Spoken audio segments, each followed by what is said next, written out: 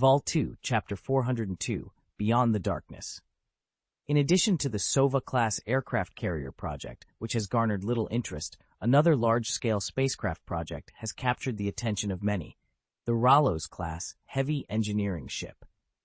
This colossal engineering vessel, measuring 870 meters in length, is equipped with 4 massive robotic arms, each extending over 500 meters.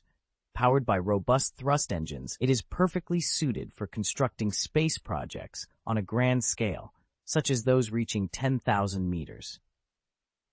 Currently, its most significant task is constructing the star ring around the planet Dawn, of which only 1/3 is complete. The initial phase of the star ring's construction progressed swiftly due to the numerous orbital structures surrounding the planet. By connecting and integrating these structures, the current portion of the star ring was established. However, completing the remaining 2/3 of the Starlink project presents a formidable challenge, one that the Ralos-class heavy engineering ship is well equipped to tackle. Not only will this ship expedite the construction of the star ring, but it will also accelerate the development of all orbital buildings. This acceleration extends to the Fourth Civilization's colonization efforts on the planet Kuna Fang, where the construction of 5 large ground-based residential areas, each capable of housing 100,000 people, has commenced. The addition of the Ralos-class ships will also hasten the construction of 3 large orbital processing plants, utilizing local materials to boost productivity and resource management. Plans are in place to construct 200 Ralos-class ships within 2 years, with the planet Dawn claiming 100 of them due to its extensive needs. The Jiwan people, currently engaged in building the Ragnarov-class Titan battleship, require 70 ships. The Semirs, having sufficient factories and population on their planet, have placed an order for 30 ships, as their focus is not on space. After overseeing the Ralos-class heavy engineering ship's contribution to the Dawn planet's star ring, Tang Xiao escorted Adracatus to a secluded valley on Dawn planet, a location he had personally selected for training. Shedding his formal attire for a more fitting outfit, Tang Xiao stretched and addressed Adra. "Okay, you can teach me the ways of the Jedi Knights. Are you here to mock me?" Adracatus's spirits had been low since her return from Geonosis. She spoke softly, her head bowed. Tang Xiao shook his head. "I genuinely wish to learn the ways of the Jedi. However, I must admit, my interest isn't in returning to the light. I believe it's important to broaden my knowledge. My powers, I've realized, differ slightly from those purely of the dark side. My goal is to grow stronger, regardless of the nature of the power I wield." Adra clasped her hands, her voice still soft but tinged with a mix of coldness and fear. "I believe power itself is neutral, akin to a knife that can be wielded by both the virtuous and the wicked. The distinction lies in the user. This is a common misconception among novices. The Force isn't so simple." She took a deep breath. The light side of the Force brings peace, while the dark side breeds unrest. As you delve into your training, you'll naturally gravitate towards one of these extremes, a choice that becomes irreversible. Embracing the light side fully will transform your temperament, making you less prone to aggression and violence. You'll sense that harboring a desire to kill will drive the light away. You will become. Adela's voice trembled as she spoke. The dark side of the Force, as well. She paused, biting her lip, before looking up at Tang Xiao with a mixture of fear and determination. "Once you start to change, the Force from the other side begins to influence you, pulling you towards it. Please, don't let it happen. By adhering to your true nature, you're also following the path of light. No one has ever truly balanced both forces." Tang Xiao regarded her with a calm, unyielding gaze. "Let's begin," he stated simply. Adela clenched her lower lip tightly, her resolve wavering. After a moment of internal struggle, she collapsed weakly to the ground. "I can't do it, I just can't," she murmured, defeated. Tang Xiao observed her silently, his expression unreadable. "The light has abandoned me. Now I have fallen." Adracatus sobbed. Throughout her ordeals, being captured, trafficked, killed, resurrected, and tortured, she had always maintained a facade of strength. But now, her defenses crumbled, revealing her vulnerability. However, Idra's tears were short-lived. She quickly composed herself, her voice still quivering as she whispered, "I need some time to be alone, to adjust. I'll teach you the Jedi way, the path of the samurai." Without a word, Tang Xiao nodded slightly and turned to leave. He made his way to the back room on the Glory, where the Bacta jar containing the essence of Darth Tenebris was prominently displayed. Surrounding the jar, various computer terminals and pieces of equipment levitated, held aloft by an unseen force. Upon Tang Xiao's entrance, they clattered back to the ground. "How are you faring, Master?" Tang Xiao asked, his tone laced with sarcasm. "I require a body," came the electronically synthesized response from the computer.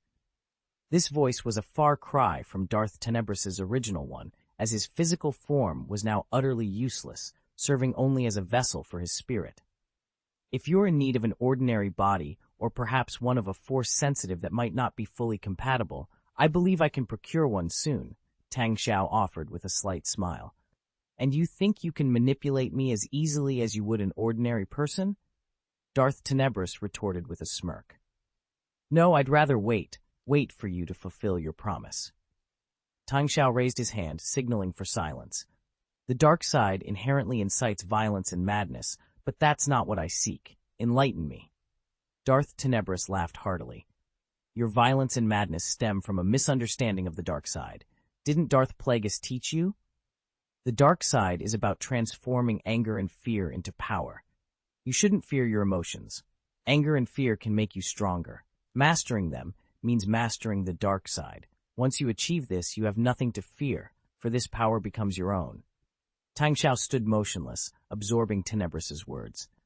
"But I will tell you," Darth Tenebris continued, "there exists a power that transcends good and evil, peace and anger, light and darkness, and this power will ultimately surpass both." "What is this power?" Tang Xiao inquired, intrigued.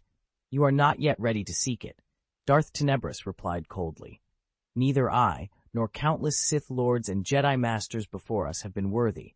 If you wish to know, you must ask the Force itself." Attachment 1 of the Easter egg chapter, Raz-class heavy engineering ship. Vol 2, Chapter 403, War in the Desert, Part 1. Tang Xiao paused for a moment before asking, "The Zakra warriors of the Eternal Empire, what kind of power do they wield?" It's beneficial for you to grasp the concealed history of the Eternal Empire War, yet it's clear your understanding is somewhat lacking. The Zakra warriors utilize the Force, but they don't adhere strictly to the light or dark sides. They freely acquire knowledge and power from both, without delving deeply into the Jedi's principles or the Sith's highest commandments. In essence, they hover between light and darkness without transcending them. This path, identified and deemed ineffective by Sith Lord Lana Beniko, proved their downfall, Darth Tenebris explained. So they merely straddle the boundary between light and dark, without ever surpassing it. If the Eternal Empire had truly transcended beyond light and darkness, they wouldn't have lost the war. Tang Xiao mused, nodding in understanding. Exactly. When one reaches the pinnacle of light and darkness, only then can they begin to comprehend this immense power. Yet here you are, with only a partial understanding of the dark side, aspiring to explore powers beyond the Force. Such ignorance, such folly, Darth Tenebris exclaimed. Tang Xiao closed his eyes, pondering for a moment before agreeing, "Your insights are indeed profound." "Let's commence then. Begin my first lesson," Darth Tenebris declared solemnly. 31 BY, year's end, in the outer rim of the Milky Way, on the fringes of Hutt space, lay the planet Tatooine. The mercenaries seeking bounties lost their resolve following the sudden, mysterious disappearance of Baron Zemo, eventually succumbing to the deceit and intimidation of Javelin the Hutt. 2.5 years had passed since a group of Bosa bandits, employed by the Hutt Ghidorah, hijacked the Banta Night sprinter race, igniting a conflict between two Hutt factions. Since then, Tatooine had finally found peace. Of Tatooine's two major cities, Mos Espa bore the scars of war, now struggling through reconstruction. Mos Eisley, under Jabba's control, had flourished, expanding significantly in size. The war had spurred the construction of many new factories around the city. However, on this seemingly tranquil day, the flames of war were unexpectedly rekindled. Mos Eisley, early morning. The twin suns, Tattoo I and Tattoo II, rose early, casting their scorching heat upon the arid landscape. On the western outskirts of Mos Eisley stood the Sabos factory, a modest arms manufacturing facility owned by a Nikto arms dealer, specializing in substandard blaster rifles and ammunition canisters filled with low-grade blasting gas. The factory catered to the planet's bounty hunters. The owner had connections on Bespin, allowing him to procure blasting gas of low purity, which he then processed and sold at a premium. A worker stepped out of the factory dormitory, bracing himself for another day in the sweltering workshop. He gazed at the sky, longing for a breath of air free from sand and the stench of motor oil, which he would soon leave behind for the next 12 hours. Yet as he looked up, he noticed a peculiar distortion in the air, as if peering through clear water to the bottom of a pool. "Just a mirage," he muttered, heading towards the factory. Suddenly, the calm was shattered. From the distorted air, more than a dozen rockets materialized, plummeting from the sky. Explosions rocked the peaceful morning of Tatooine, marking the beginning of an unforeseen conflict. The factory building erupted in flames as rockets penetrated its windows, igniting everything inside. The workers trapped within had no chance to escape, consumed by the fire before they could even scream. The attack was swift, leaving no clue as to its origin. Shortly after, a cloud of dust heralded the arrival of a convoy speeding towards the devastation. Leading the charge were more than a dozen Pathfinder-class light attack vehicles, each 12 meters long and equipped with formidable armaments. As they approached, vehicles' double-mounted 6-barrel remote-controlled machine guns opened fire on the already ravaged factory. Broderick Stone, a formidable figure with arms transformed into mechanical weapons, leaped from one of the vehicles. His face twisted in a fierce expression, he commanded, "Salvage what you can, destroy what you can't, and recover the rest." Following his orders, several Bansa II suspension trucks arrived, and dozens of Jawas disembarked. Known for their scavenging skills, they rushed into the smoldering ruins, expertly dismantling machinery and equipment before hauling it away for salvage. Their primary target was the explosive gas storage tanks located beside the factory, which had been deliberately spared from the initial bombardment. The destruction of these tanks would have obliterated the entire site. As the Jawas worked, several foreman-level rescue vehicles arrived, breaking through the factory's remaining walls. They deployed a cracking ray that decomposed and absorbed the wreckage of the mechanical equipment, storing it in their rear compartments. In the midst of this chaos, Broderick Stone received a communication. "A team of mercenaries is approaching from the city, accompanied by 2 spaceships," the message warned. "Kill them," Broderick Stone ordered, a grim smile on his face. Soon, 2 small spaceships appeared overhead, one piloted by the factory's owner. He broadcasted his outrage. "Who dares to attack your Uncle Tao's factory? I'll kill you for this." As his spaceship swooped down, opening fire, Broderick Stone took cover behind a Pathfinder-class attack vehicle. The convoy's remote-controlled turrets responded in kind, unleashing a barrage of fire that forced the spaceship to retreat. Suddenly, more than a dozen surface-to-air missiles streaked across the sky, launched from a nearby platform. The missiles found their mark, and the 2 spaceships were obliterated in a series of explosions. From the direction of Mos Eisley City, a barrage of rockets materialized and rained down on the mercenary team. The intense bombardment left over 20 mercenaries dead or severely injured, forcing the survivors to flee. "Ha! Job well done," Broderick Stone laughed triumphantly. "Jason, deliver our message." T-850 Jason Statham, encased in fearsome iron armor, approached with a large photo of Jabba. He stabbed a dagger into the wall to pin the photo in place, then, along with dozens of his bandit comrades, proceeded to deface it in a crude and disrespectful manner, rendering Jabba's image unrecognizable.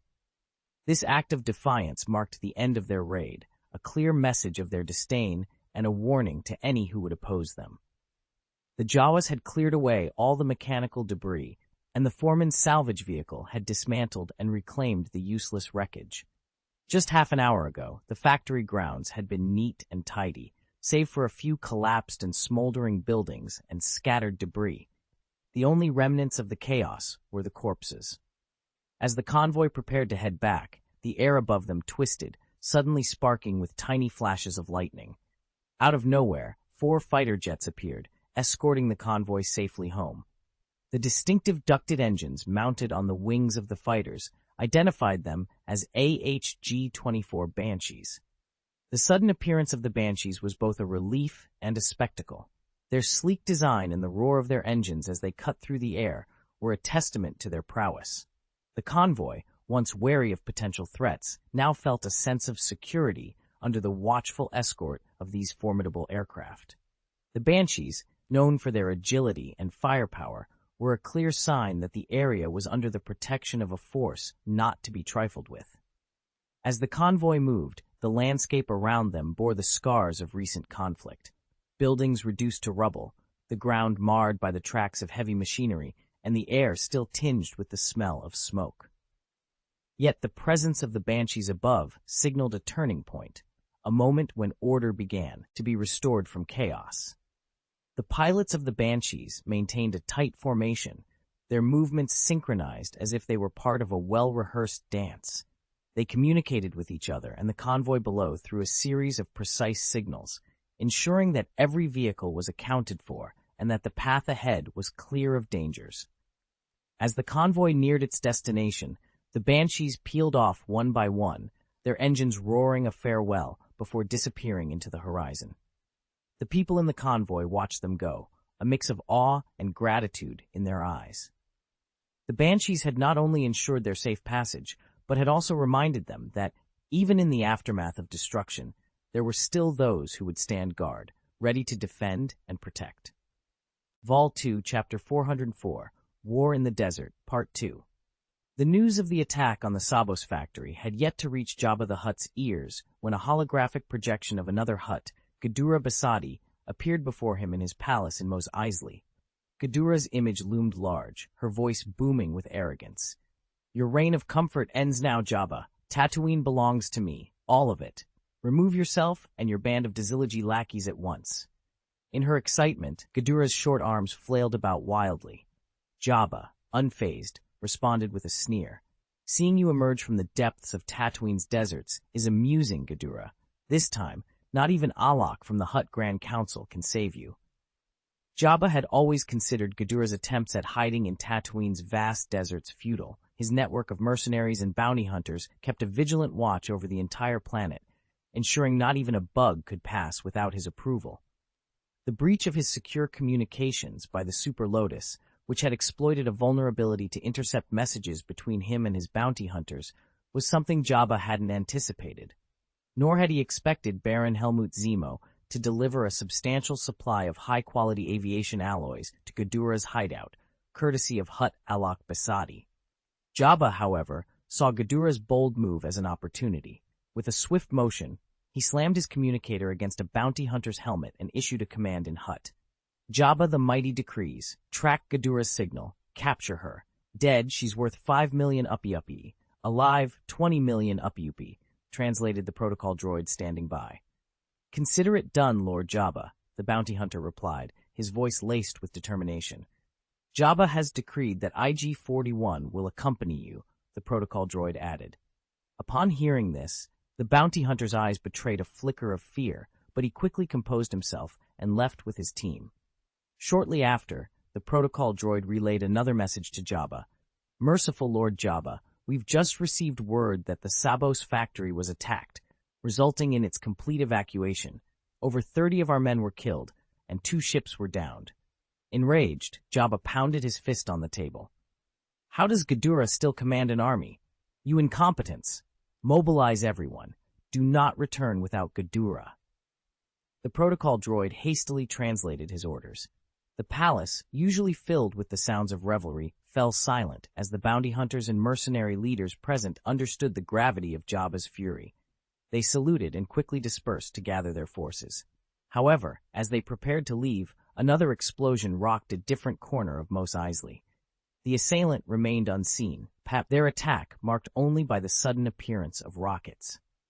In response, Jabba's bounty hunters launched more than a dozen spacecraft, which soared towards the site of the attack like a flock of vultures.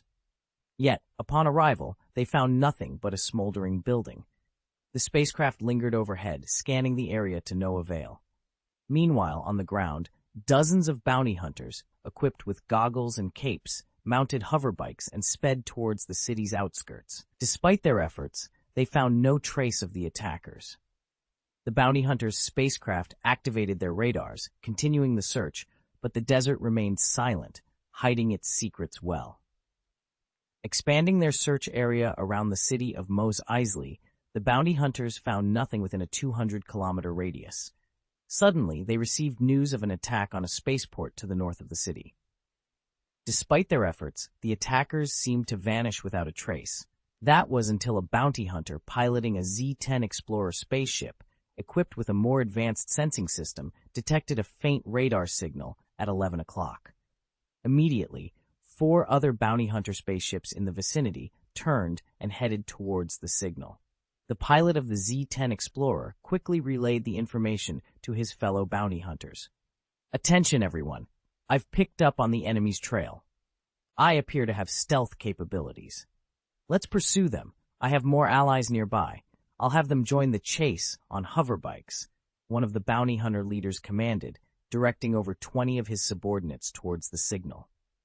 The Z-10 spacecraft, followed closely by the others, flew about 300 kilometers when suddenly 4 distinct signals appeared on their radar. Upon activating the optical detection system, they spotted 4 khaki-painted fighter jets in the distance. These fighters, about 18 meters in length and powered by ducted turbine engines, were clearly designed for atmospheric combat, a rarity on a planet like Tatooine. "Enemy targets located. 4 fighter jets in sight," the Z-10 pilot announced. The other bounty hunter ships accelerated, their radars simultaneously detecting the 4 Banshee fighters. "This fighter squadron must have a base nearby," deduced the knowledgeable pilot of the Z-10. But before they could act on this information, the radar emitted a harsh siren. 6 more targets had appeared, this time fighter jets shaped like flat triangles, diving from the direction of the star Tatu 1s. Without warning, they launched a barrage of 12 air-to-air missiles. "Missiles incoming! Take cover!" the pilot shouted. The ship's turret operator managed to intercept several missiles, but the enemy fighters relentlessly fired 3 volleys, sending a total of 36 missiles their way. Then, a dazzling purple laser beam swept across the Z-10 Explorer, significantly depleting its shield. Explosions followed as the ships of several other bounty hunters were hit by the missiles, with 3 spacecraft being shot down. "Retreat! Everyone, pull back!" the bounty hunter yelled, but the 6 fighters pressed their attack. Their agility, combined with the power of their purple lasers and advanced missiles, proved too much for the remaining bounty hunter ship, which was quickly downed. "These are advanced fighters, specifically designed for atmospheric combat," the pilot realized as he ordered. "Maximize the shields. We need to escape." The co-pilot diverted all available energy to the shields just as 2 missiles struck, causing the shields to ripple but hold. "Inform Lord Jabba, they must have a base in this direction." The pilot managed to broadcast, but those were his last words. The 6 mysterious fighters reformed their formation and launched another salvo of 12 air-to-air missiles. The bounty hunters who had ventured into this perilous chase were overwhelmed by the advanced enemy fighters, underscoring the dangers lurking around Mos Eisley and the formidable adversaries they faced. Riding their hoverbikes close to the ground, the group suddenly found themselves under attack. In their path, 15 Pathfinder-class attack vehicles emerged, a daunting sight. Each vehicle was equipped with 15 double-mounted, 6-barrel remote-controlled electromagnetic machine guns. The barrels of these formidable weapons turned to face the riders with an icy precision. The air was filled with the relentless sound of gunfire. The disparity in firepower between the 12-meter-long armed off-road vehicles and the hoverbikes was stark. The hoverbikes, agile and swift, were designed for speed and maneuverability, not for a direct confrontation with such heavily armed adversaries. In contrast, the Pathfinder-class vehicles were behemoths of warfare, their machine guns spewing a relentless barrage of electromagnetic rounds. The scene was reminiscent of a futuristic battlefield where technology had evolved, but the essence of conflict remained unchanged. The hoverbike riders, caught off guard by the sudden onslaught, scrambled to respond. Their situation was dire. The hoverbikes, while fast, offered little in terms of defense against the overwhelming firepower of the Pathfinder-class attack vehicles. As the gunfire continued, the air was charged with tension and the smell of ionized particles from the electromagnetic rounds. The riders had to make quick decisions, relying on their wits and agility to evade the deadly Acura to fire from the attack vehicles. This encounter was not just a battle of firepower, it was a test of survival in the face of overwhelming odds. The hoverbike riders, despite their disadvantage, were determined to escape the ambush. Their resolve was a testament to their courage and the unpredictable nature of this futuristic conflict. Attachment 1 of the Easter egg chapter, SJF-14 Fighter, from Homeland, Carrick Desert. Vol 2, Chapter 405, War in the Desert, Part 2. The confirmation came through loud and clear. The enemy has an airbase northwest of Mos Eisley City, situated somewhere between 200 and 500 kilometers away, announced the lead pilot of the 4 Z-95 starfighters soaring through the sky. The bounty hunters piloting these jets were in the midst of their final briefing. They're likely to have fighter jet escorts, specifically designed for atmospheric combat. These jets depend on the airbase. If we take out the base, we solve our problem. However, with their fighters, our squad alone might not suffice. Another pilot voiced his concern. Don't worry, reassured a third. Lord Jabba has invested heavily this time. Remember how many men Ghidorah left on Tatooine? Ha ha. Their conversation was interrupted as dozens of black dots appeared, diving towards the planet's surface. These were bounty hunter spacecraft, making their descent into Tatooine's atmosphere from outer space. One of the pilots grinned. Here they come. Fewer than we expected, but it should be enough. Suddenly, a pilot exclaimed, "Wait, something's not right." He had noticed an anomaly. Some of the spacecraft entering the atmosphere hadn't activated their energy shields, causing their hulls to violently rub against the air, igniting like falling fireballs. Common sense dictated that activating the shield was essential to prevent damage upon atmospheric entry. The only explanation for their failure to do so was that their shields had been breached. "The Black Ship! The Black Ship is attacking us!" came a frantic call from one of the descending bounty hunter spacecraft. "The Black Hammerhead-class cruiser?" Another questioned in disbelief. "Damn it! Wasn't it on our side?" "They've lost it! Black-Hearted Sam's crew is engaging them in outer space. Those pilots, they're like beasts in their black ghost fighters." The shock was evident in the voice of another pilot. A Z-95 fighter pilot quickly took charge. "Enough! Forget about that. I know Blackheart Sam. He has 20 ships at his command, more than enough to handle the Black Ship. Our priority is to complete our mission. We need to destroy the base near Mos Eisley and claim our bounty from Lord Jabba." All right, let's do this. Brothers, adjust your formation and let's move out." I need to return. My spaceship's shield is overloaded. I must head to Basha for repairs," one pilot hesitantly said.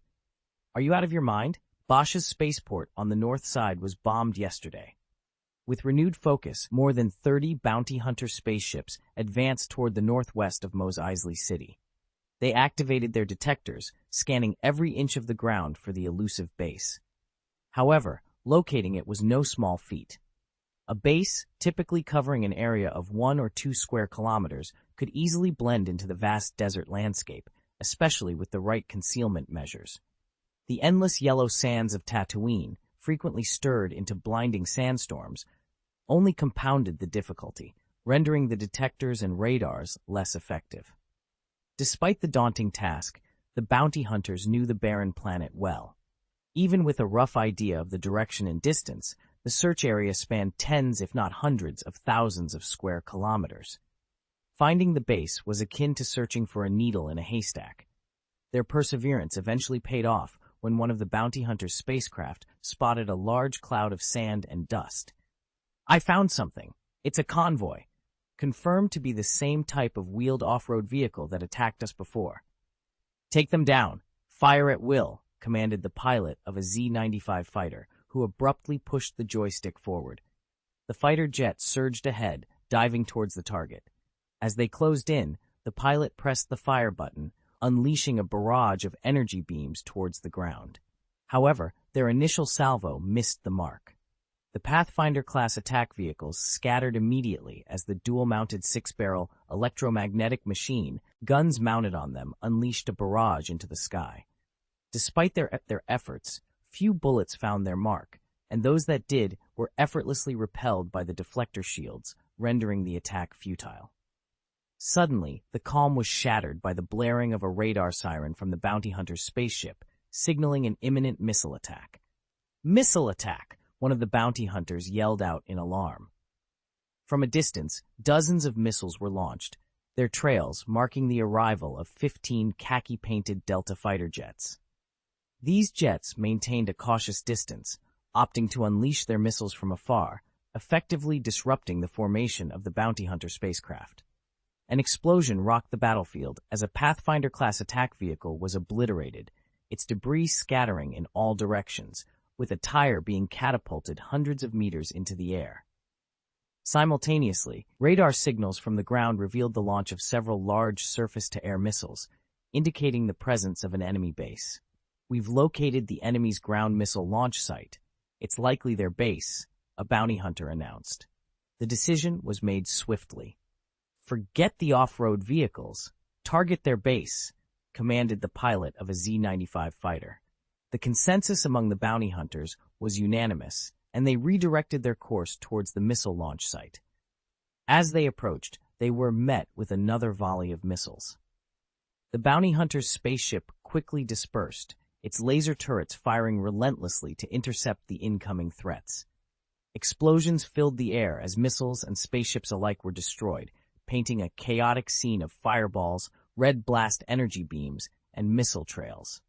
It soon became evident that the enemy's firepower was formidable. The 15 khaki-colored Delta fighter jets, having held back initially, now charged forward, engaging the bounty hunter's spaceship with a relentless barrage of missiles followed by purple laser beams. Though not as destructive as the blast beams, these lasers posed a significant threat. The bounty hunters found themselves outmaneuvered by the Delta fighters, which were designed for atmospheric combat. Measuring approximately 20 meters in length, these fighters were agile, robust, and capable of rivaling the Z-95 fighters. It was clear that these were military-grade fighters. Despite being outnumbered and outgunned, the bounty hunters pressed on towards the ground missile launch site, bolstered by their numerical advantage and the robustness of their deflector shields. What they discovered was astonishing. A colossal land-based aircraft carrier, nearly 600 meters in length, sprawled across the desert. It featured 3 runways on its back, from which the Delta fighters were taking off and landing. "What is this? A moving airfield?"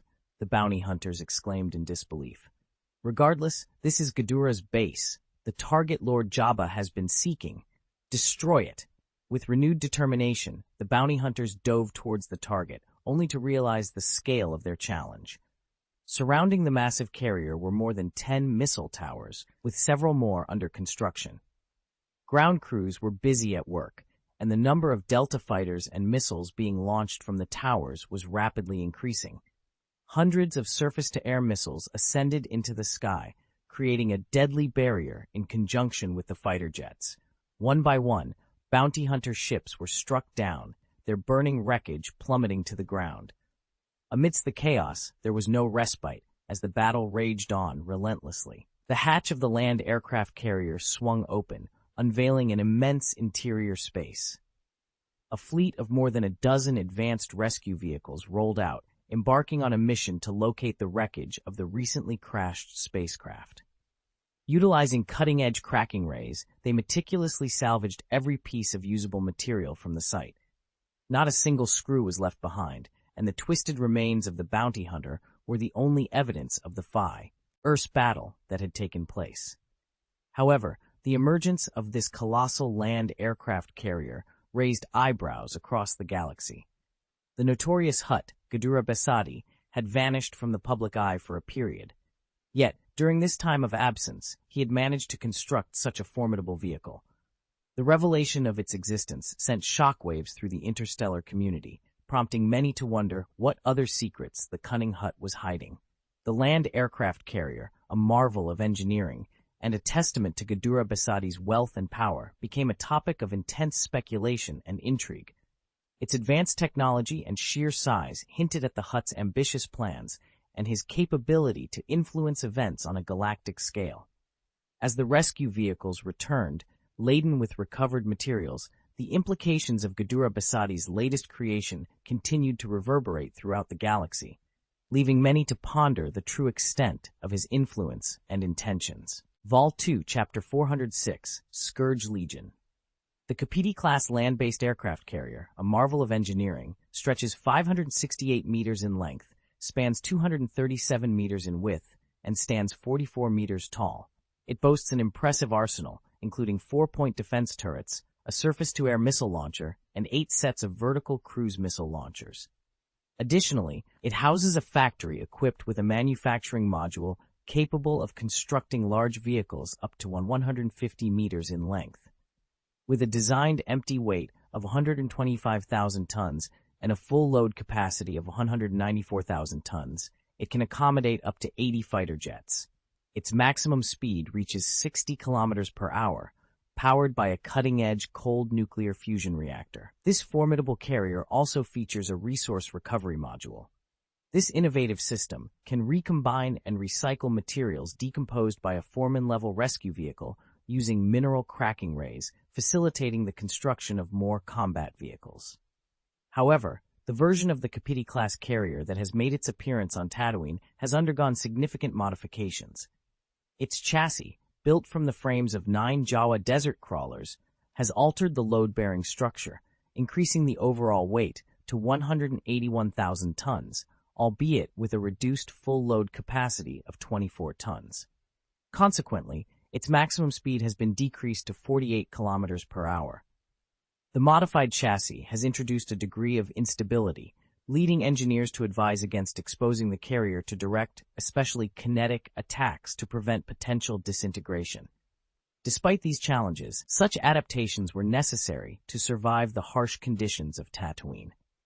In a strategic move to streamline logistics, the GTG-type surface-to-air missiles originally equipped on the Kapiti-class carriers were replaced with long arrow missiles, matching those used in missile towers. This change minimizes logistical strain, a critical consideration in the sand-filled skies of Tatooine, reminiscent of the challenges faced in Alamein. Engineers from the Fourth Civilization have ingeniously integrated materials and technology from the Star Wars universe. They developed a method to use blasting gas as a substitute for traditional warheads in missiles, reducing dependency on raw material sources. The resulting concentrated explosive gas burst is as potent as its predecessors. The Fourth Civilization's missile technology, inspired by Starcraft, includes the Hellfire long-range air-to-air missile, the Longsword surface-to-air missile, and the Gemini air-to-air missile, among others. This unified technological approach significantly reduces logistical burdens.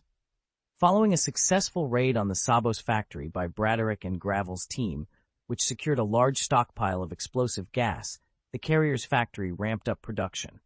With an ample supply, it launched a relentless barrage of missiles in a saturation attack. Among the carrier's arsenal is the SJF-14 variable wing fighter, a 20-meter-long aircraft equipped with 10 Gemini air-to-air missiles and an ultraviolet laser cannon. Designed exclusively for atmospheric flight, it boasts a maximum takeoff distance of 380 meters and can reach speeds up to Mach 4.2. When its shield is fully activated, the fighter can accelerate to Mach 10. However, at such extreme speeds, ordinary pilots struggle with reaction times and combat maneuverability is compromised. The SJF-14, developed specifically for atmospheric combat, outperforms dual-purpose fighters in maneuverability without the need for an active shield, thanks to its superior aerodynamic design. However, activating the shield restricts the fighter's ability to fire unless it's equipped with specialized one-way shields, a costly upgrade. Ghidorah, a colossal land-based aircraft carrier, serves as the command center for a diverse crew. The bridge, a hive of activity, is manned by dozens of officers and technicians, primarily supported by the advanced technology of the Fourth Civilization. The carrier's core operations are maintained by over 400 personnel, supplemented by around 500 Jawas tasked with damage control and maintenance. Additionally, the carrier boasts a formidable force of 3,000 B-1 combat robots, versatile enough for menial tasks or deployment as Marines. The carrier also plays host to a motley crew of bounty hunters and mercenaries, including about 500 skilled aircraft and combat vehicle pilots. These individuals were recruited from various quarters by Braderick Gravel and Ghidorah, enhancing the carrier's military prowess. However, the most elite among them is a group of over 40 individuals, led by the brothers Braderick Stone and Magton Scar, along with the T-850 robot known as Jason Statham. This team, forged in the crucible of guerrilla warfare against Jabba and honed through countless battles, is the most loyal faction aboard. Their allegiance was secured when the fourth group offered them a lifeline during their darkest hour, providing the means to construct this massive carrier and challenge the dominion of Tatooine. Now, as captains of their respective battle groups, they form a formidable elite force, ready to be deployed as needed. A menacing black flag, emblazoned with a stark white skeleton and crossed by a warhammer, a long sword, and an axe, flies atop the carrier. Below this fearsome emblem, the name Scourge Legion is inscribed in the script of the Fourth Civilization. Ghidorah the Hutt reclines at the heart of the bridge, basking in the attention of two female slaves. "Ah! Jabba, your reign is coming to an end. Wait for me in your lair. Your throne will soon be mine," she boasts with a laugh. Braderick Gravel lounges nearby, with Magton Scar nonchalantly resting his feet on the table, embodying the transformation from ruthless bandits to revered heroes. They are the de facto leaders of the Scourge Legion, a role meticulously crafted for them by Tang Xiao. "The foreman-level rescue vehicle has returned, sir, with 80 tons of materials recovered," reports a subordinate. 80 tons. That's enough to build 5 fighter jets, though we're short on pilots. Send someone to the underground world to recruit skilled pilots, or perhaps our boss can provide some, Braderick Gravel muses, slicing off a chunk of meat with his dagger and chewing thoughtfully. "And since our position is compromised, it's time to move. Let's have the SCV engineering team erect 10 more missile towers around our perimeter for added defense. Also, there's a sandstorm brewing in the west. We can use it to cover our departure," suggests Jason Statham. Magton Scar approaches Ghidorah with a cold smile. "My lord, we're planning our retreat.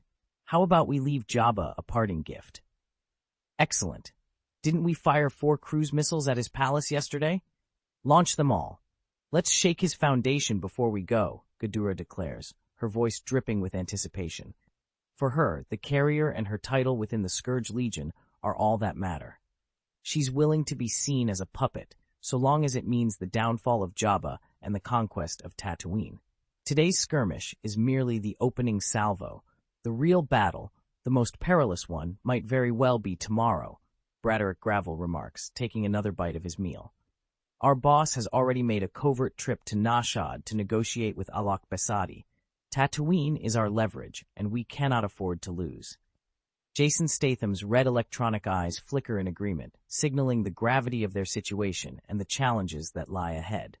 In the vast expanse of the Milky Way, Tatooine serves as a crucial transportation hub, bridging the Middle Ring, the Outer Ring, and Hutt space.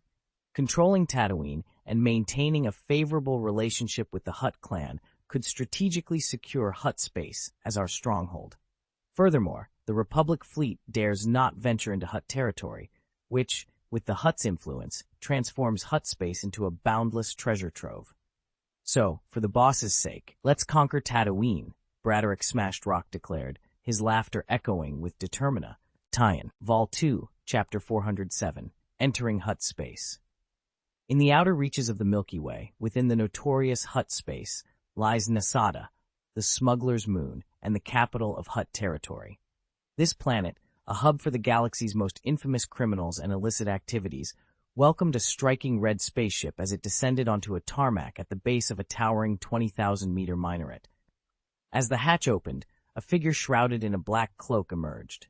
Lined up on either side of the tarmac, a squad of armored bodyguards, equipped to withstand blaster fire, stood at attention, weapons ready.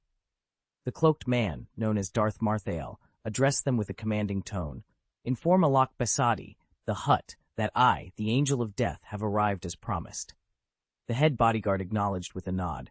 Sir Alok has been expecting you. Please follow me.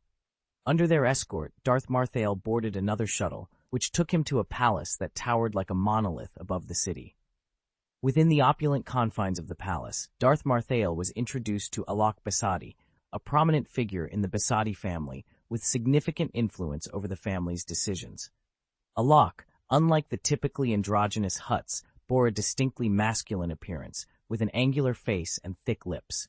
His skin, a unique blend of yellow and blue hues, stood out among the Hutt's usual brown tones. Alok nonchalantly held a cigarette rod, not for smoking, but as a prop of sorts. Upon Darth Marthael's entrance, Alok gestured for the bodyguards to leave, and without offering a seat, asked arrogantly, "So you're the one who secretly aided Ghidorah before, the Angel of Death?" Without waiting for an invitation, Marthael found a sofa and sat down, responding with a calm demeanor. "Jabba's reign over Tatooine is nearing its end. That's why I'm here, to discuss what comes next." Alok retorted coldly, "Do you believe that, as an outsider, you have the right to claim a stake in Tatooine?" "That's precisely why I supported Ghidorah, and why I'm here seeking your alliance," Marthael replied, unfazed. "While I do need the Hutts' backing to establish myself in Tatooine, rest assured I have the means to ensure my success. Tatooine belongs to the Hutts. It's not for an outsider to dictate terms. I appreciate your assistance with Ghidorah, and am willing to reward you handsomely. Now, you may leave," Alok dismissed. Unperturbed, Marthael produced a holographic projector and said, "Perhaps your opinion will change after viewing this." The projection displayed a recent skirmish involving Jabba's bounty hunters attacking the land-based aircraft carrier, Ghidorah. The footage showcased over a dozen SJF-14 fighter jets engaging the bounty hunter spacecraft, missile towers launching surface-to-air missiles, and 20 Pathfinder-class light attack vehicles unleashing a barrage of firepower into the skies. The massive land-based aircraft carrier, though not swift, moved with purpose, its air defense systems actively repelling the assault. The battle, lasting around 20 minutes, ended with most of the bounty hunters' ships downed, followed by STS-32 Foreman-class salvage vehicles collecting the wreckage with mineral-cracking rays. Witnessing the footage, Alok's demeanor shifted to one of seriousness. "Ghidorah requested 90,000 tons of high-quality aviation alloy to construct this behemoth?" he inquired. The Kapiti-class land-based aircraft carrier, stretching 568 meters in length and weighing 240,000 tons at full load, can house 80 fighter jets.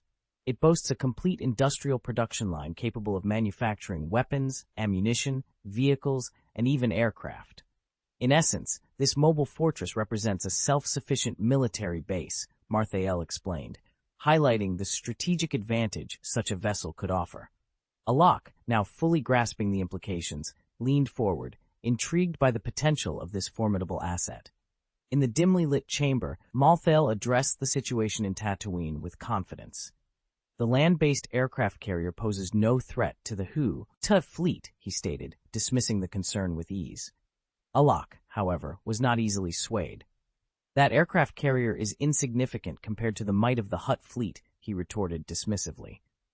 Marthael, undeterred, continued, "Given the Desiligic family's influence, preventing the Hutt fleet's direct intervention shouldn't be difficult. Moreover, do you truly believe Jabba would reject my proposal? Are you threatening me?" Alok's face contorted with anger. "My aim is mutual benefit and transparency," Marthael replied calmly, then added, "Farewell, Lord Alok," before standing, offering a slight bow, and casually taking a fruit to eat as he turned to leave. "Do you think you can just walk out of Narsada?" Alok sneered, signaling his bodyguards who had been lurking outside. They quickly entered, surrounding Marthael. With a soft sigh, Marthael remarked, "I always come and go as I please." In an instant, his red lightsaber ignited, and his figure blurred, moving with such speed that he appeared as nothing more than a wisp of smoke among the bodyguards. When the haze cleared, Marthael stood next to Alok, his lightsaber poised inches from him. The sound of bodies hitting the floor echoed. The 20 bodyguards lay headless, their necks cauterized by the lightsaber's heat, preventing any blood from spilling. "In matters of business, Alok Basadi, let's avoid resorting to such extremes." Otherwise, you'll find that not even the Hutt fleet can protect you, Malthael stated icily. What do you want? Despite the shock of witnessing his bodyguard's swift demise, Alok managed to maintain his composure. Malthael outlined his terms, a 70-30 split of Tatooine's profits in your favor. However, that's secondary. Primarily, I require a navigation permit within Hutt space, including passage rights for a fleet. Secondly, it's time we collaborated to revive the Banta night race, with the profits split 55 in my favor. Alok, puzzled, inquired, "What do you mean by fleet's right of passage in Hutt space? Do you possess a fleet? What are your intentions?" "The galaxy is on the brink of war, Alok.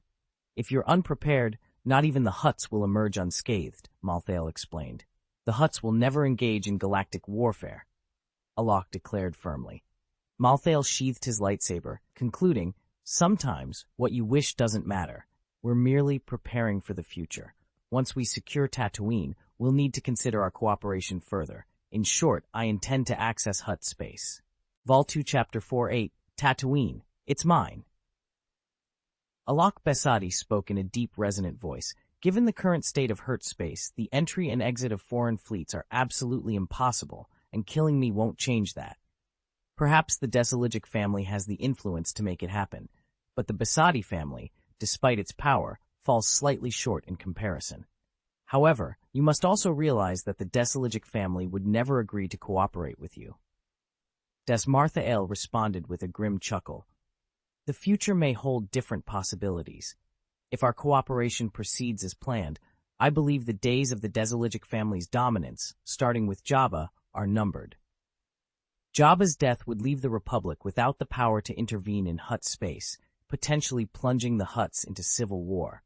Such an outcome would be detrimental to both of us," Alok Besadi countered. "That's irrelevant to me. What I desire is the right of passage and control over the Bunta Night shuttle race," Malthael declared. "Explain your plan," Alok prompted. "The Banta Night Ring Galaxy Shuttle Racing Grand Prix," Darth Malthael announced, giving the event a grandiose title. "Ring the Milky Way?" Alok echoed, intrigued. "Exactly. The event will cycle every half year with a new track for each cycle. This includes the scenic natural track on Celia, the polar night track on Maratha, the desert track on Tatooine, the swamp track on Jabi Mu, and the space track on Dawn," Malthael detailed. Alok noted, "The Desiligic family has long hosted races on Celia. I've heard Jabba attempted to incite a civil war on Celia through Yuvantimon, all for the sake of this race. However, he ultimately failed. Marathar, being a leading producer of sprinter racing engines, holds its own competitions and is unlikely to merge with the Banta Night. How do you propose to pull off an event spanning several planets?" "I have my methods. All you need to do is leverage your channels to attract enough customers and audiences. And remember, they get a 50% discount," Malthael stated confidently. "The Desiligic family and Jabba won't easily relinquish control over this multi-billion credit game," Alok pointed out. "They'll soon have no choice," Malthael asserted. "And what about security? In a race where the stakes involve hundreds of millions in gambling capital, I don't want to end up like Jabba, robbed during the competition," Alok pressed. "The new security force in Narsada will handle it," Malthael assured. After a moment of contemplation, Alok agreed, "I'll grant you a pass for a smuggling fleet. Your fleet will enjoy the protection of the Hutts within Hutt space. Anyone daring to rob your fleet will face the wrath of the Hutt fleet." "A promising beginning," Malthael acknowledged. "As for the right of passage for the fleet, that's something no one can grant at the moment. Perhaps a solution will emerge in the future, but for now, it's impossible," Alok added. "I can wait for 10 years. Within that time, the fleet's right of passage must be secured. I will not tolerate excuses. Otherwise, our cooperation ends immediately," Malthael stated firmly. "Then, take Tatooine first and prove you're worthy of cooperating with the Hutts," Alok challenged. 6 months, Malthael declared before his form dissipated into smoke, swirling towards the door. "Are you a Sith Lord?" Alok suddenly asked. "I'm familiar with some history of the Sith Empire." "I am, the Angel of Death." Darth Malthael's figure had vanished, yet his voice echoed from all directions. A month later, in the outer space of Tatooine, a tragic air battle had just concluded. The Black Hammerhead-class cruiser, Iron Tooth, drifted slowly through space, surrounded by the wreckage of at least 40 ships. The battle was nearing its end, with the last 2 or 3 bounty hunter spaceships fleeing in panic. Though it appeared nothing was pursuing them, pulse laser cannon attacks materialized out of thin air, targeting the fleeing ships. After the final ship was obliterated, a flash of electric light illuminated the dark expanse of space as 5 black-painted ghost fighters emerged. Their stealth systems, having overheated, required recirculation. With no enemies in sight, they began their return to the hangar of the Hammerhead-class cruiser. This cruiser, having seen better days, bore the scars of battle. Several sections of its hull were damaged, emitting thick plumes of smoke. It was evident that its shields had been breached at some point, compromising the structural integrity of the vessel. Now, the cruiser navigated through the debris field, its scanners on the lookout for salvageable materials, while a tractor beam pulled the remnants of destroyed ships into its cargo hold. On the bridge, a man with glasses, whose demeanor was a blend of gentleness and underlying somberness, occupied the captain's chair. He peered coldly at the battlefield beyond the panoramic porthole, adjusted his glasses, and commanded in a frosty tone, "Count the results."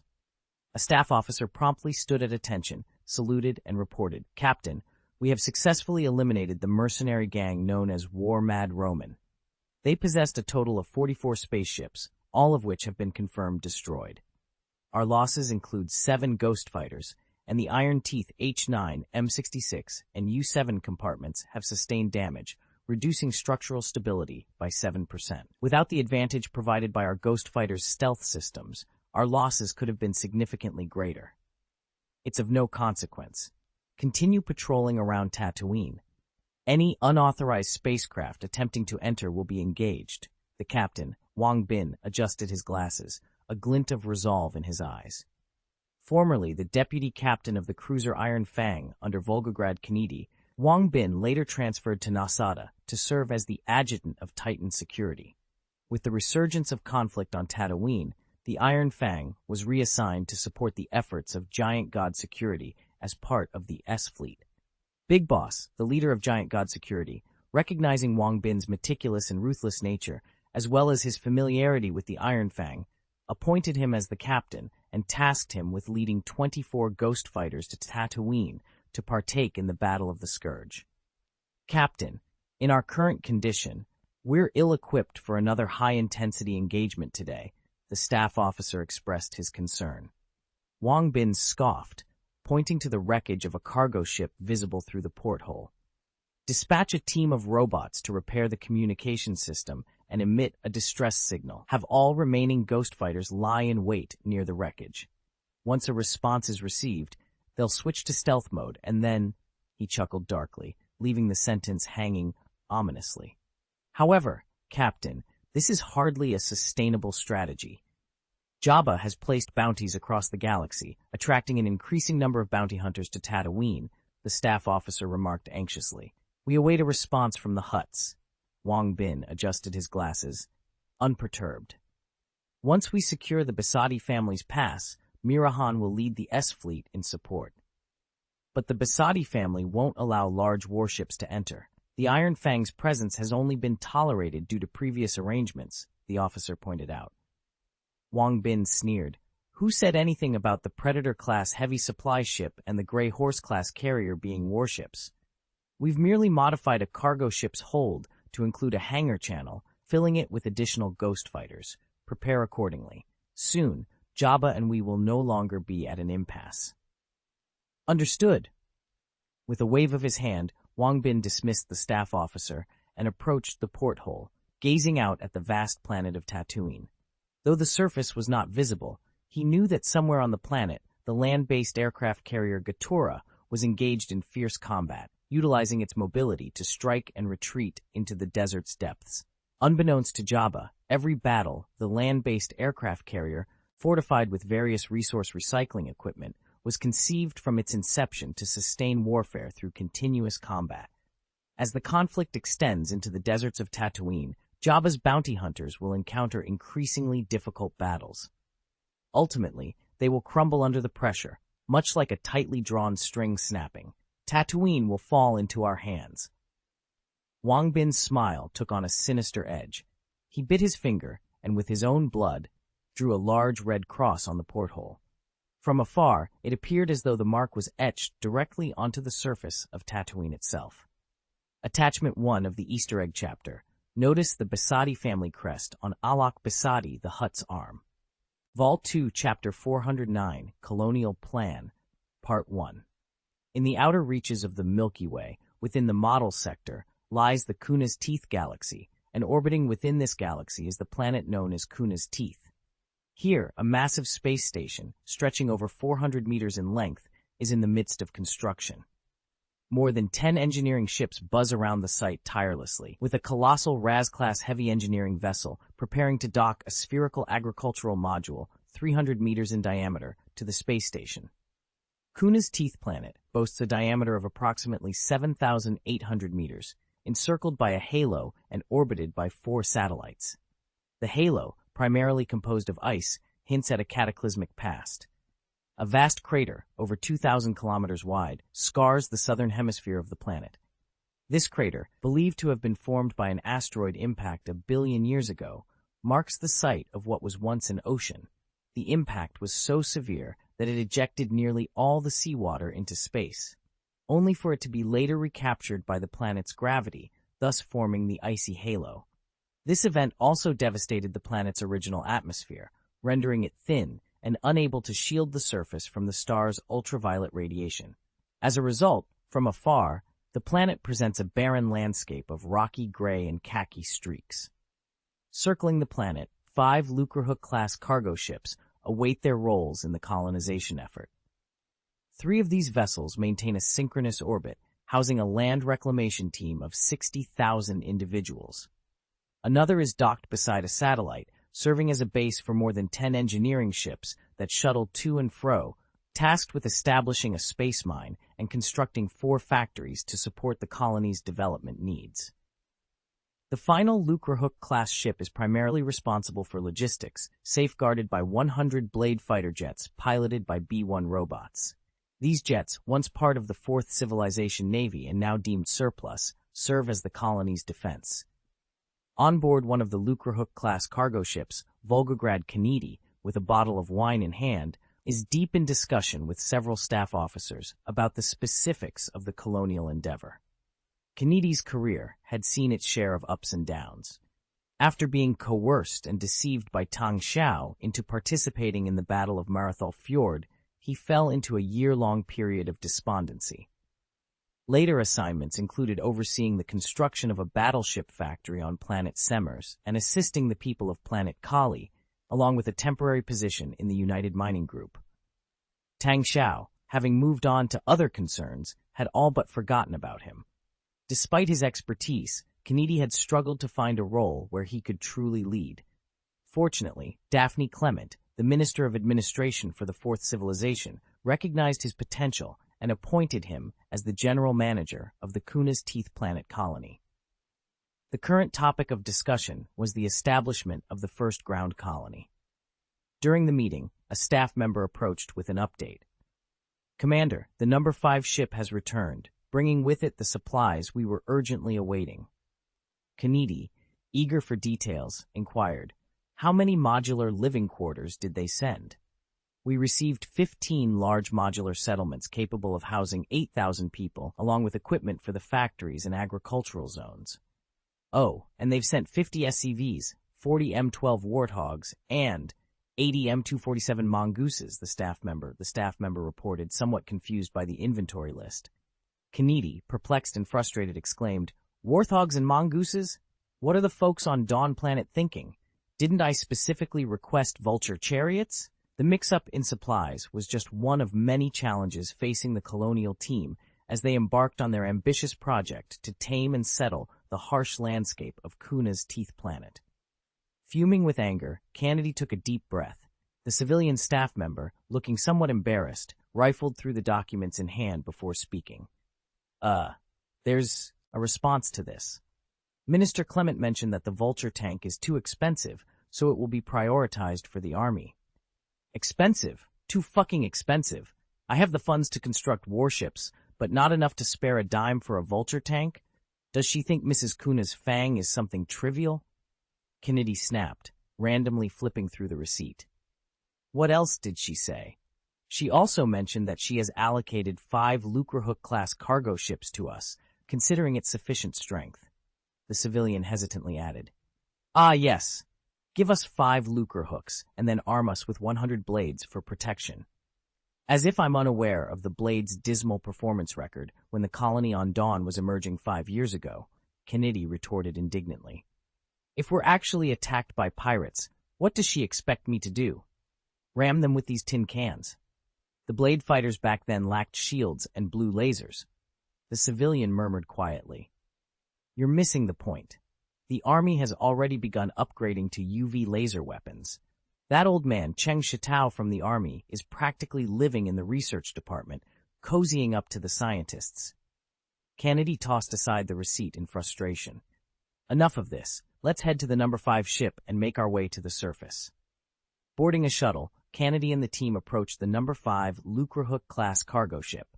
The shuttle glided over the ship's circular hull, which spanned more than 3,000 meters in diameter, making them feel as though they were entering a steel fortress. At the heart of this fortress was a massive sphere measuring 129 meters in diameter. Upon reaching the bridge of the number 5 ship and completing the cargo handover procedures, Kennedy issued a command. All right, no more delays. Begin the landing sequence immediately. Roger, Roger, responded the B-1 robot piloting the spaceship, pressing the launch button. Kennedy felt the ground beneath them tremble as the massive sphere at the center of the Lucrehook-class cargo ship began to detach from the main hull, making its way toward Kuna's tooth planet.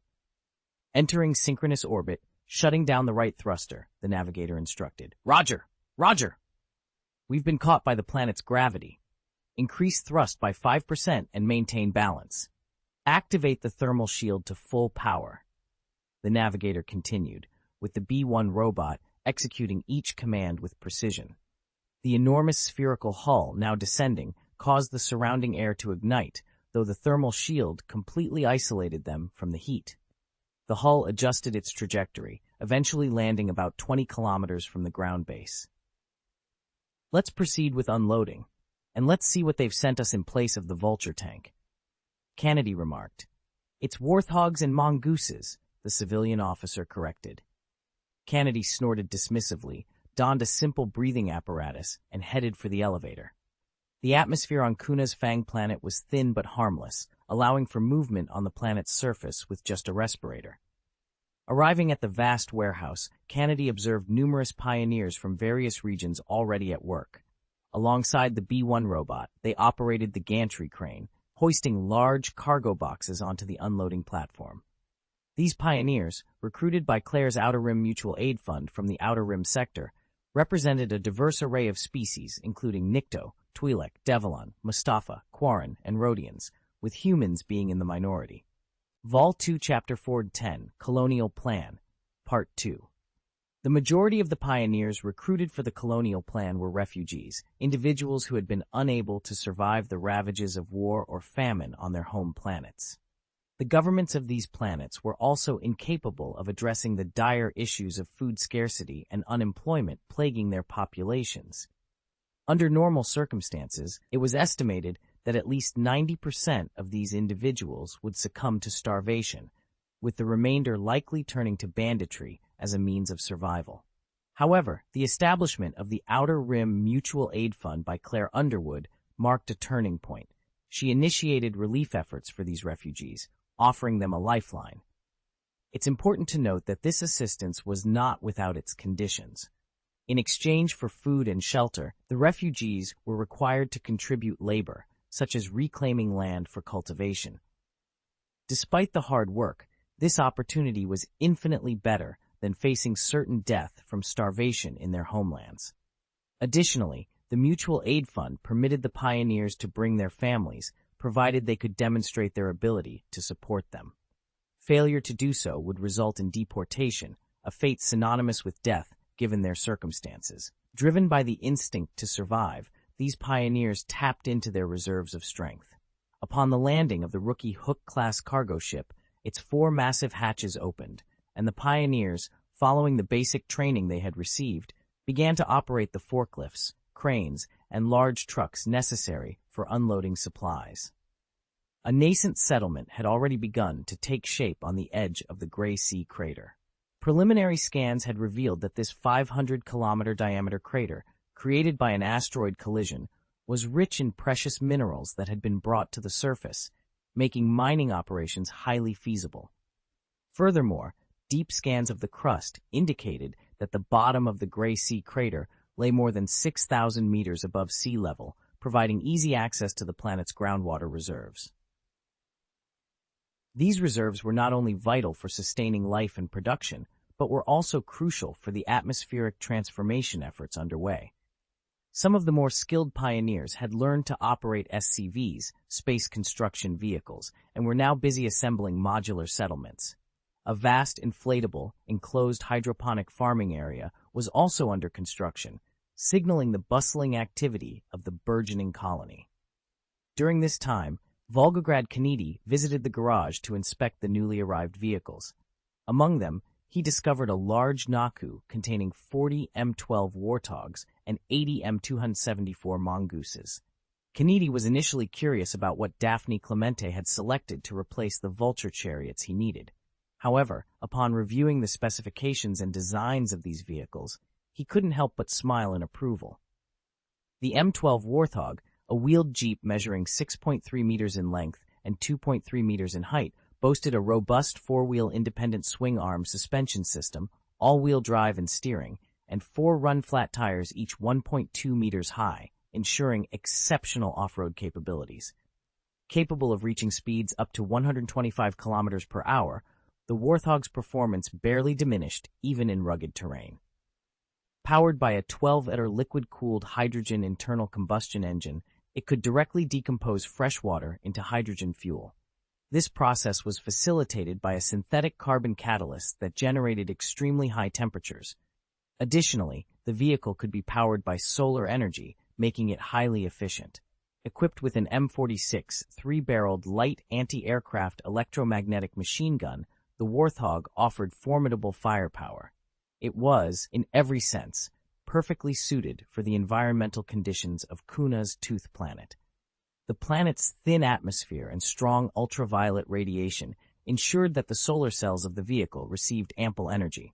Furthermore, the abundant underground water resource on the planet could easily satisfy the vehicle's power requirements. This technology, capable of directly decomposing fresh water into hydrogen, was not only revolutionary for this planet, but had the potential to be transformative on a universal scale. The potential of this fuel is truly remarkable. It means that there's no need for separate logistical support for fuel transportation. Just bring along extra drinking water. In dire situations, one could even resort to using urine to fuel the tank, though it would necessitate a thorough cleaning of the engine afterward.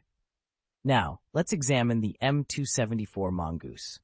This vehicle resembles a four-wheeled off-road motorcycle, measuring 3.2 meters in length, 1.8 meters in width, and 1.5 meters in height, with a top speed of 95 kilometers per hour. Despite lacking any armaments, it serves as an excellent motocross bike. Powered by a liquid-cooled, mid-mounted, 4-stroke, hydrogen-injected internal combustion engine, it too can operate on water. The introduction of these two types of vehicles, one light and one heavy, provided the colony with initial defense capabilities and the means to survey and control the surrounding area, proving invaluable for future expansion. Without delay, Kennedy initiated communication, instructing the drivers to deploy all the vehicles and immediately formed several reconnaissance teams to begin scouting and patrolling the vicinity of the colony. Over the next month, the rapid delivery of modular buildings by the cargo ship allowed for swift expansion of the colony, which soon had the capacity to house 50,000 residents. Additionally, a mining operation was established on the opposite side of the crater, along with 4 groundwater extraction plants in a nearby valley. At this stage, the colony's primary objective was not production, but to accommodate all 500,000 pioneers of this group and achieve self-sufficiency. Tang Xiao had set a goal for the Kuna's Fang colony to reach a population of 1 million within a year.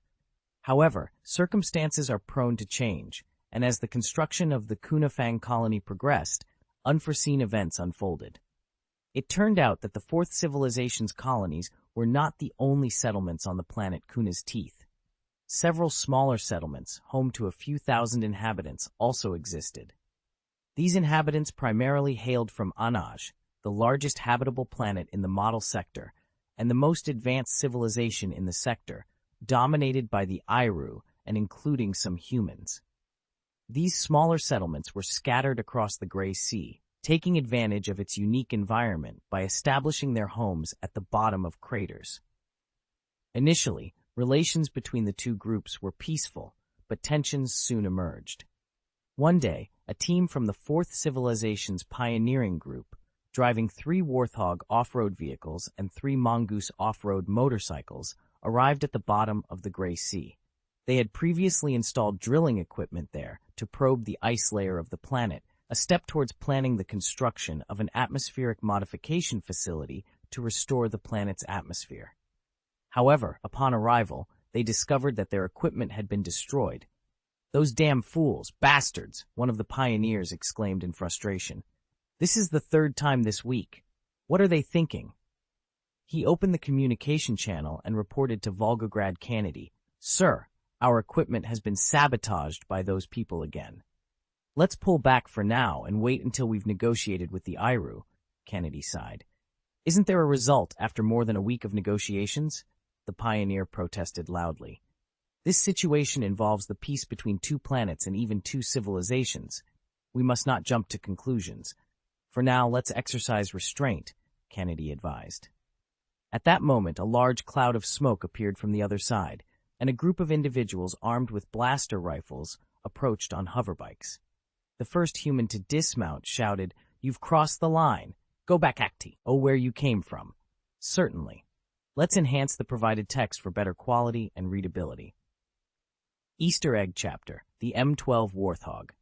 In the heart of an enchanted forest, hidden from the prying eyes of the wizarding world, lay a remarkable vehicle unlike any other, the M12 Warthog. This multi-purpose off-road marvel, originating from the universe of Halo, stood as a testament to the fusion of magic and advanced technology. Its rugged design and unmatched versatility made it an object of fascination and desire. The Warthog's presence in this magical realm was no mere accident. It was a carefully guarded secret, known only to a select few who understood its true value.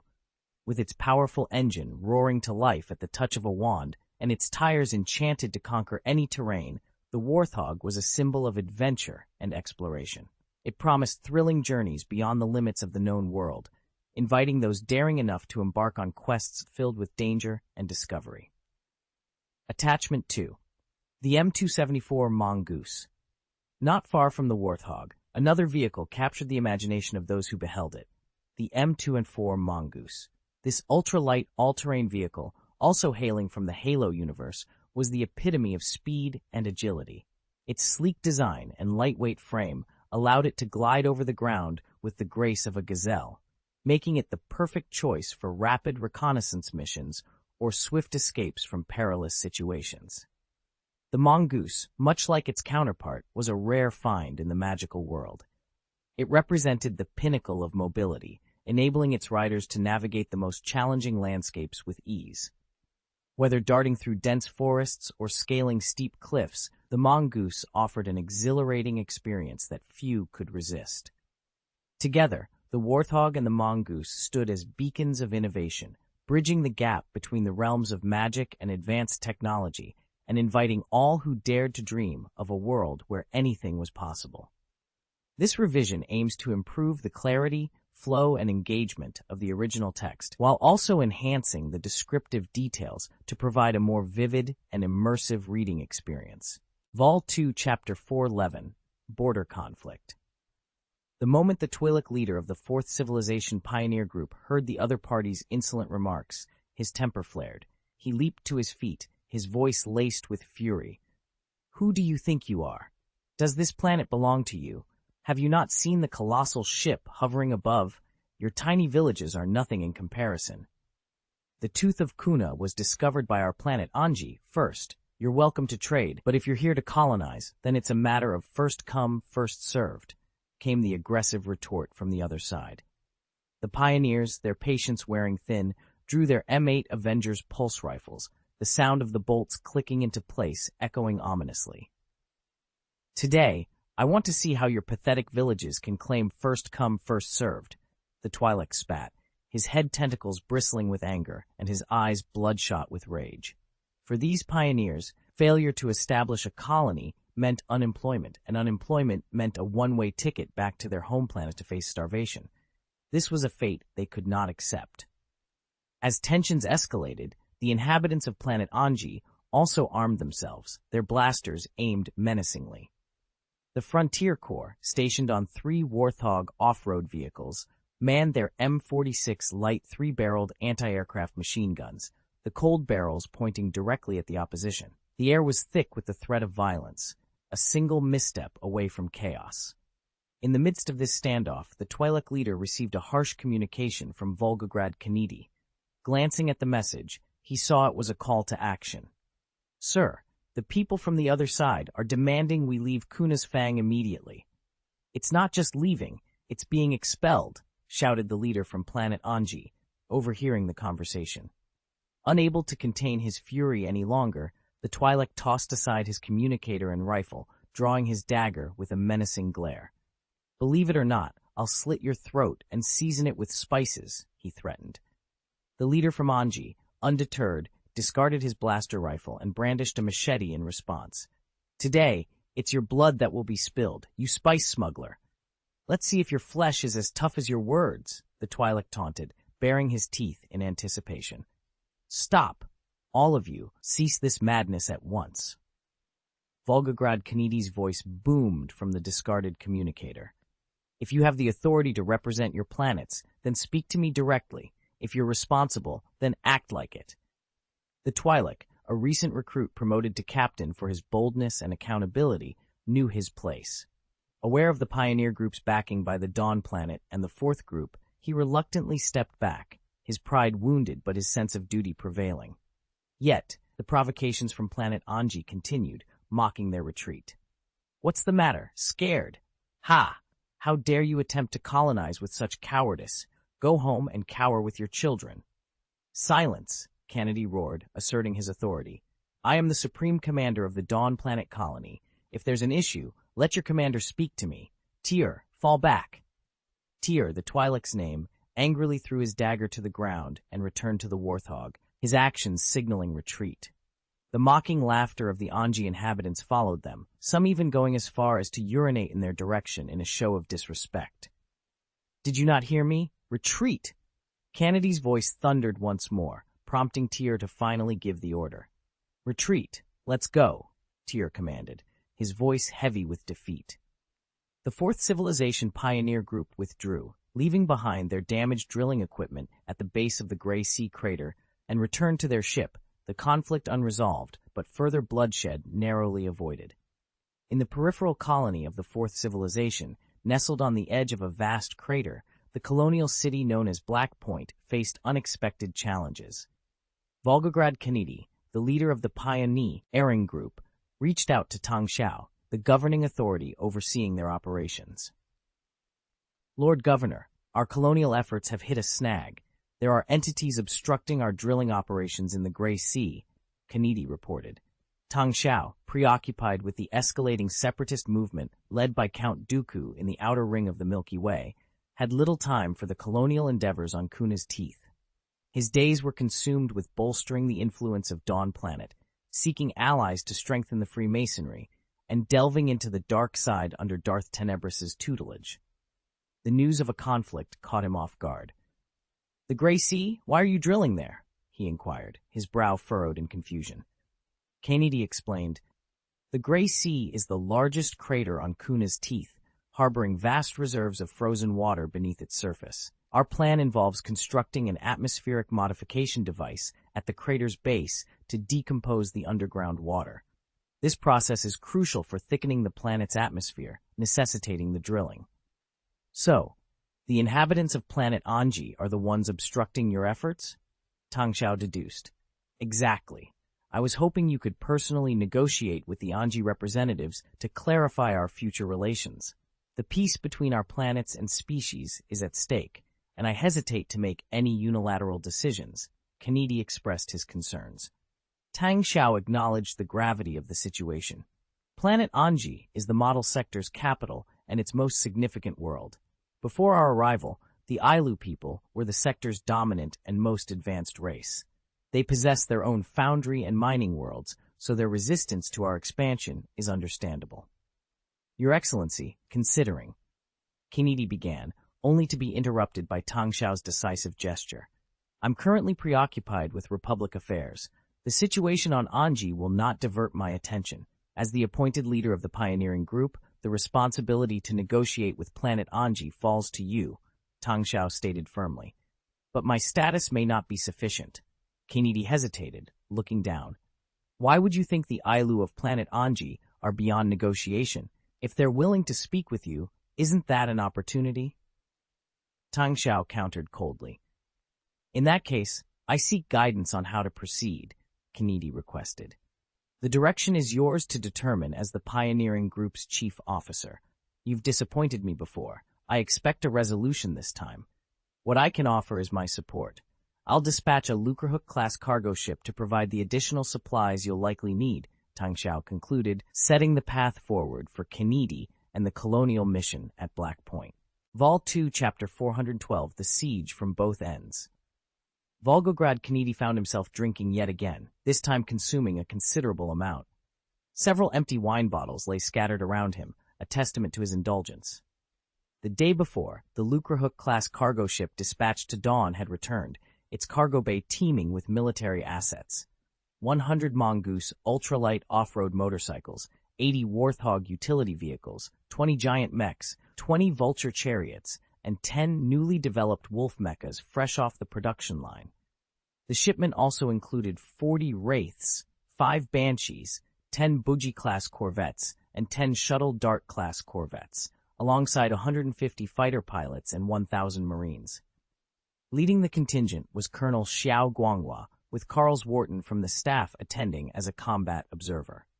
Moreover, the delivery brought 2 missile production lines and 1,000 tons of compressed explosive gas, not to mention a staggering 1,000,000 tons of supplies encompassing food, medicine, and drinking water. One might expect Kennedy to be overjoyed at the sight of such an arsenal, but joy was far from what he felt. The weapons remained unloaded, a silent question hanging in the air. How had they managed to secure such a haul? The cargo hold of the Lucrehook-class ship was a testament to the logistical feat, yet the pilots and Marines had been left with nothing to do but consume the provisions meant for them. Meanwhile, Kennedy had been tirelessly orchestrating the expansion of the colony. Noir City's population had surged past 80,000, with mining and agricultural sectors established. Yet he had deliberately avoided any ventures into the Gray Sea. Opening another bottle of wine, Kennedy took a hefty swig, glaring at the cargo ship laden with arms through the porthole. In a drunken slur, he cursed, "Are you trying to kill me, Lord Governor?" Tang Xiao had dispatched a ship full of arms without a word, leaving the message clear.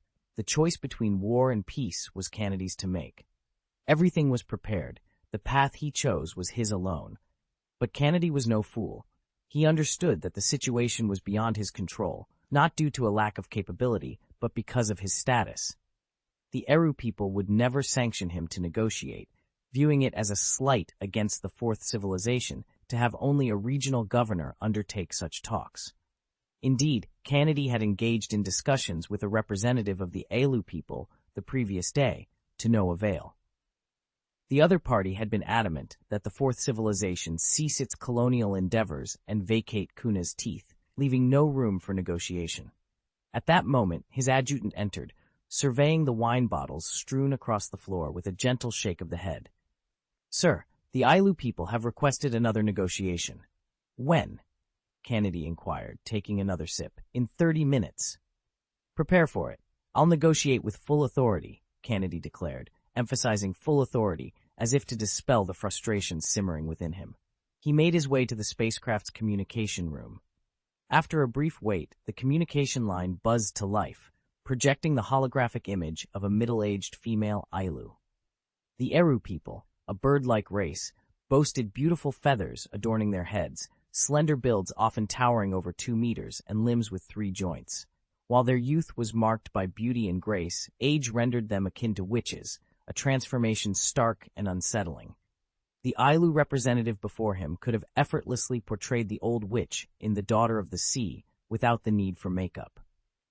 Terala Ziad, the Secretary of State of the Anji planet, addressed Kennedy in a voice that grated like a crow's caw, a far cry from the melodious tones characteristic of their youth. Regarding the illegal colonization of Kuna's Fang, I hope that Dawn Planet will provide a response, she stated, setting the stage for a negotiation fraught with tension and uncertainty. In a universe where fairy tales mark the beginning, youth idol dramas the middle, and roar movies the end, Volgograd Kennedy found himself in a tense negotiation. We aim to drill in the Gray Sea to prepare for the future modification of Kuna Fang Planet's atmosphere. This should be a mutually beneficial endeavor, he stated, rubbing his ears in anticipation of a positive response. However, Terala Ziad, with a voice as cold as the void of space, retorted, "Mutual benefit? The Kuna star cluster falls under the dominion of our Eru people. Initially, I permitted you to colonize the Endor galaxy. But this," he paused, his tone rising, "this is where we draw the line." Kennedy sighed, trying to maintain a diplomatic tone. "I understand your concerns, but upon inspecting your settlement on Kuna's Fang, it's clear from the age of the buildings that they are at least 20 years old. This suggests that, with your current capabilities, large-scale development of Kuna's teeth is beyond your reach. However, we possess the means to do so. Thus, we propose a joint venture. Our sphere of influence allows us to develop as we please, regardless of pace. Even if it takes 100 years to build a single village, it's none of your concern. Now, leave Kuna's Fang." Terala Ziad's roar echoed. "Yet, we are all members of the Republic. How can such an attitude foster cooperation?" Kennedy frowned, his concern evident. "Consult your own Dawn Planet. Your greed knows no bounds, establishing illegal colonies in Kuna's Fang and engaging in large-scale mining in Kuna's Eye." "You're crossing a line," Terala accused vehemently.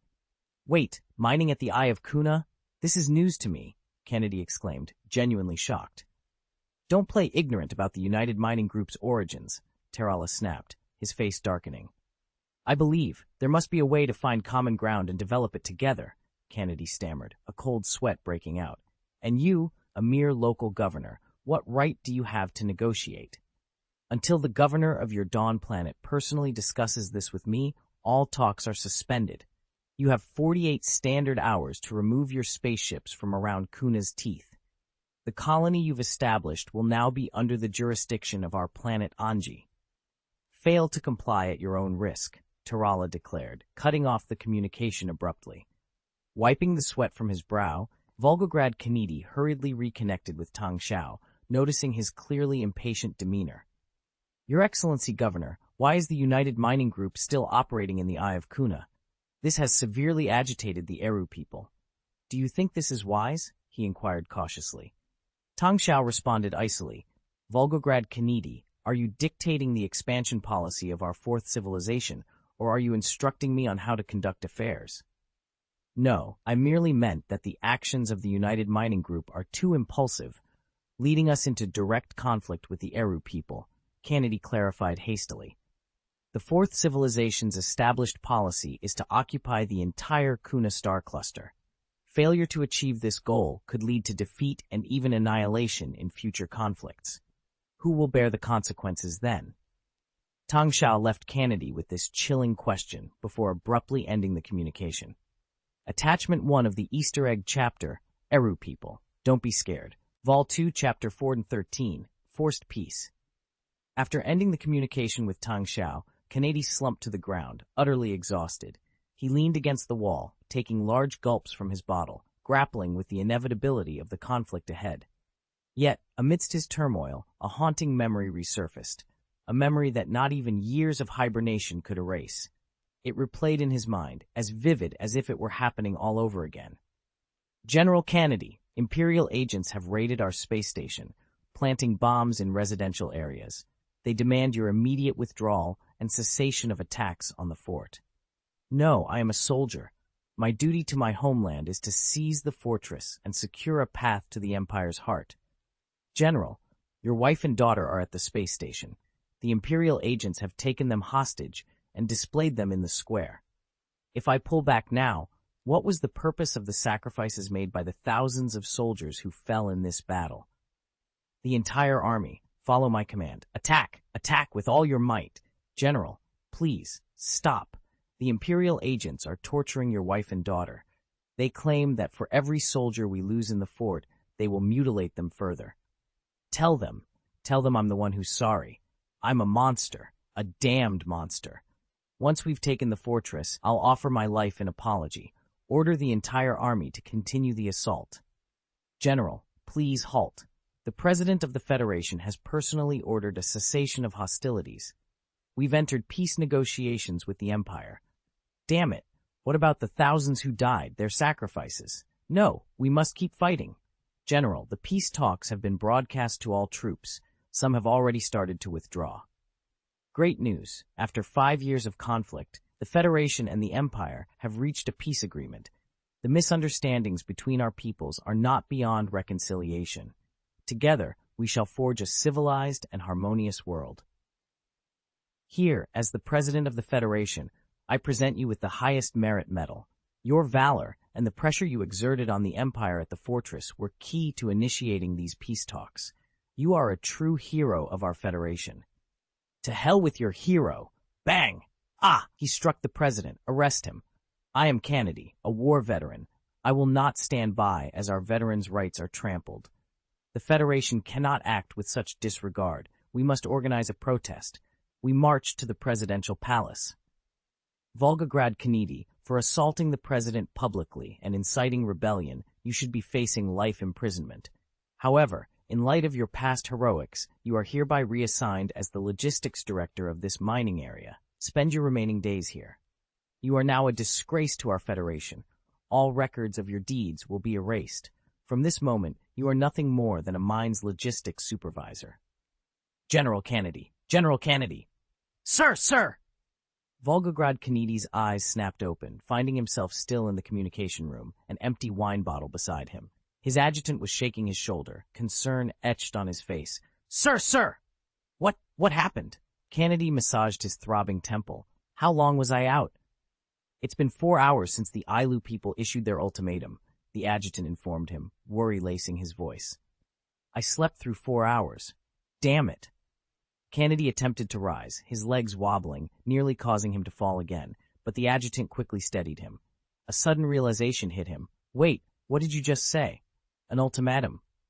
4 hours ago, the Ilu people issued us an ultimatum. They demanded that we withdraw ensure all spaceships depart within 48 standard hours. Otherwise, the governor of Dawn Planet will have to provide an explanation personally, the adjutant said with urgency.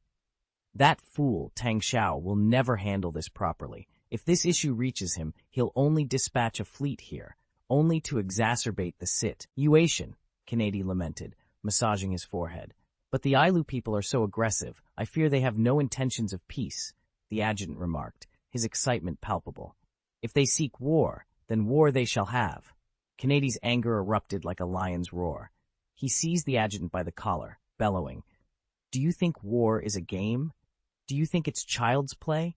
You sit here, tallying numbers, but behind every number is a mother drowned in sorrow, a wife cloaked in grief, and a child left to wander alone. What do you know of their pain? The adjutant, fueled by a courage he didn't know he possessed, retorted, We are the Fourth Calamity. Our forebears survived 3 catastrophic wars to bring us here.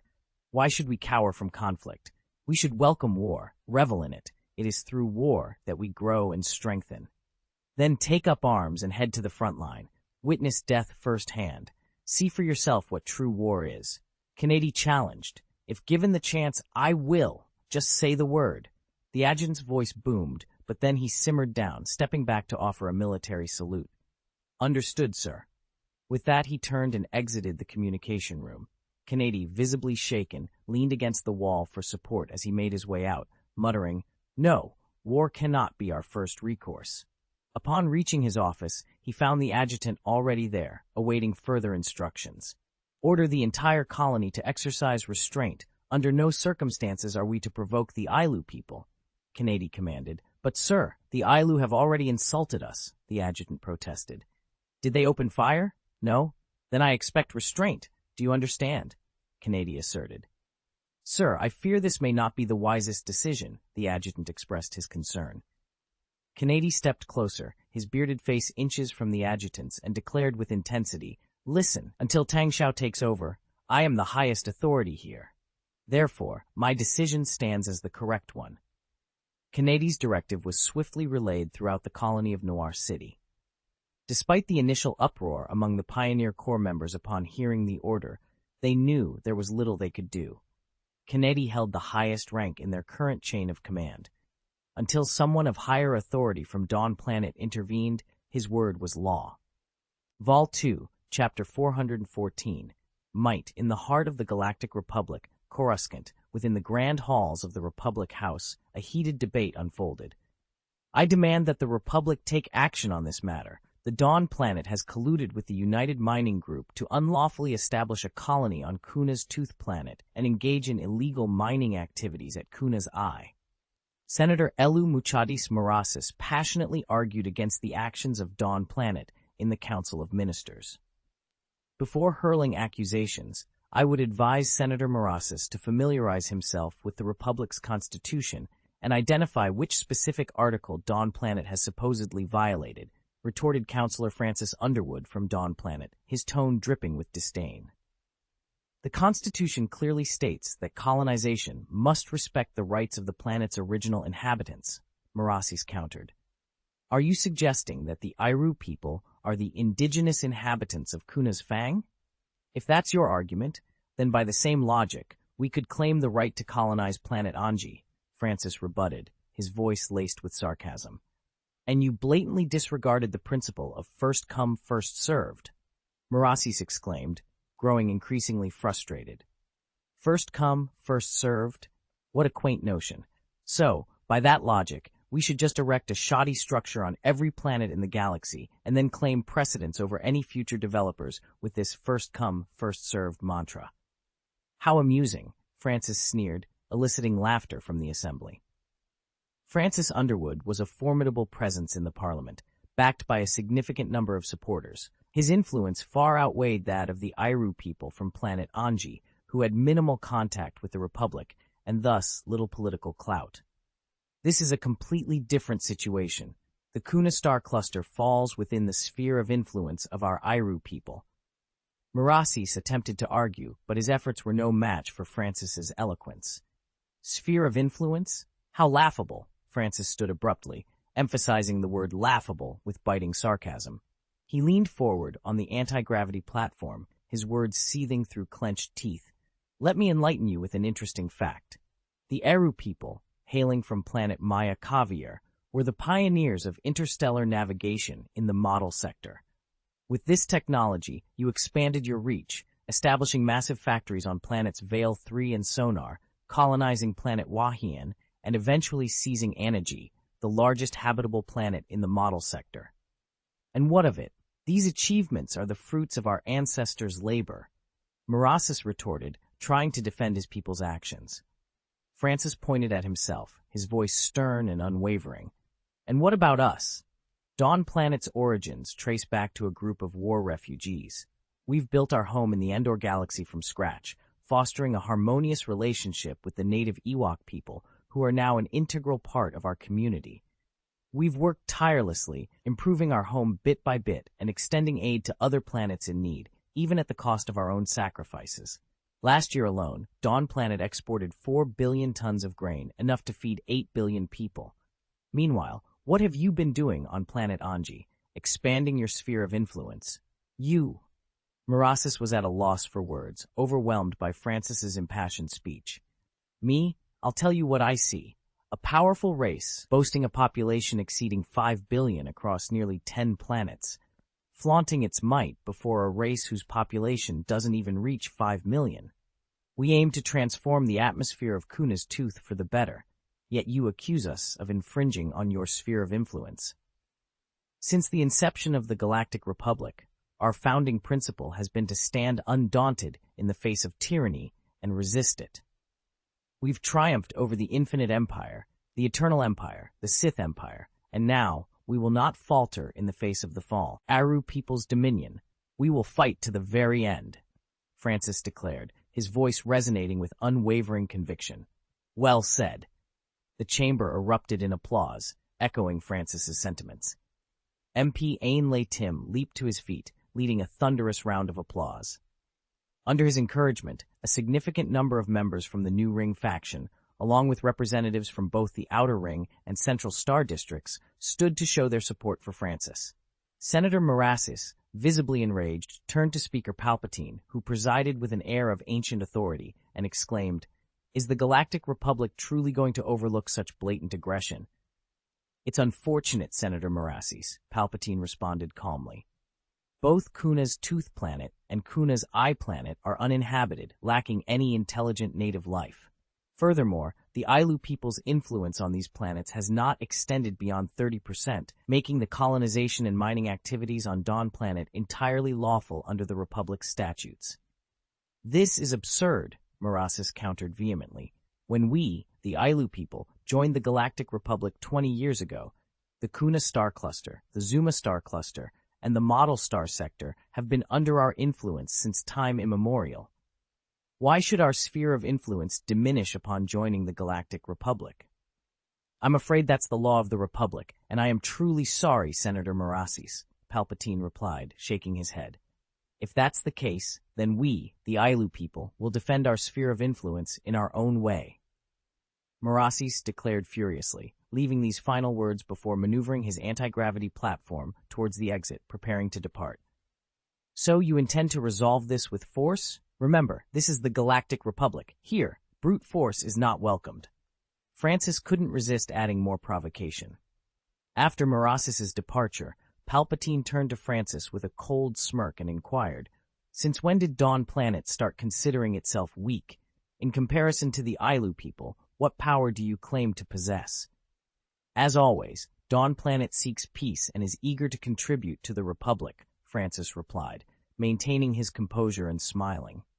In the Endor system, aboard the Mothership Glory in Kefbil's extra orbit, Tang Xiao reviewed the documents before him with a light smile. "It appears the Pioneer Group has quite a few grievances against Kennedy. Look, this is the 20th complaint we've received recently. Lord Governor, Kennedy's actions at Kuna's Teeth have indeed tarnished the prestige of our fourth civilization. It might be prudent to consider a replacement," Chief of Staff Chi-Jian suggested. "I disagree. Kennedy's caution in matters of war is justified, especially given that our adversary is the dominant force in the Mordel sector, the Ailu people. Their population and territorial control far exceed ours," countered Administration Secretary Daphne Clement. "Yet, your statement doesn't negate the potential for conflict," Baron Helmut Zemo interjected with a chuckle. "The outcome of any conflict depends on our objectives. Currently, we possess the capability to swiftly defeat the Ailu people, but we must avoid a prolonged engagement at all costs," General Xian Hui, the Army's commander-in-chief, added. "Let's not forget, we are members of the Galactic Republic. Should a conflict arise, it ultimately falls under the Republic's jurisdiction. I trust we're all aware of this." Francis Underwood, joining the meeting via remote communication, reminded everyone. Tang Xiao nodded thoughtfully. "I've decided to uphold Volgograd Kennedy's position and not interfere with his strategies on Kuna's Teeth. To reinforce his authority, I plan to issue an official statement to that effect. This decision might slow our colonization efforts in the Kuna Teeth galaxy," Chi-Jian remarked somberly. "No, I believe this will make things more interesting," Tang Xiao said with a smile. "Perhaps Kennedy's approach is precisely what we need." Volume 2, Chapter 415, Escalation. In the vast expanse of the Kuna's Teeth galaxy, a flicker of white light heralded the sudden appearance of more than 10 spaceships. Among them were 3 CR-12 frigates, 3 Defender-class light frigates, and several transport ships. These vessels, remnants of the previous Sith War, had been decommissioned by the Galactic Republic fleet. Now, they served the independent navies of planets within the Central and Outer Ring star regions. Aboard one of the spaceships, a middle-aged female Iru assumed the captain's role. In the matriarchal society of the Iru, where women wielded significant power due to their reproductive capabilities and control over the race's continuity, her position was of high esteem. This Iru, named Tursi, observed the radar display, her expression turning grim at the sight of 5 massive Lukrahuk-class cargo ships.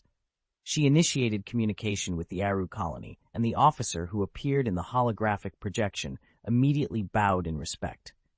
"General Tursi, it's unexpected that Her Majesty the Queen would send you to handle this personally," the officer greeted. Tursi, with a slight nod, inquired about the Dawn Planet's response to their ultimatum. "There has been no response. Governor Tang Xiao of Dawn Planet hasn't reached out, and their colony continues its operations as usual, without venturing beyond the Gray Sea's edge," the officer reported. He added, "The regional commander, Volgograd Kanedi, has pleaded for negotiations, but it's clear he lacks the authority to make decisions."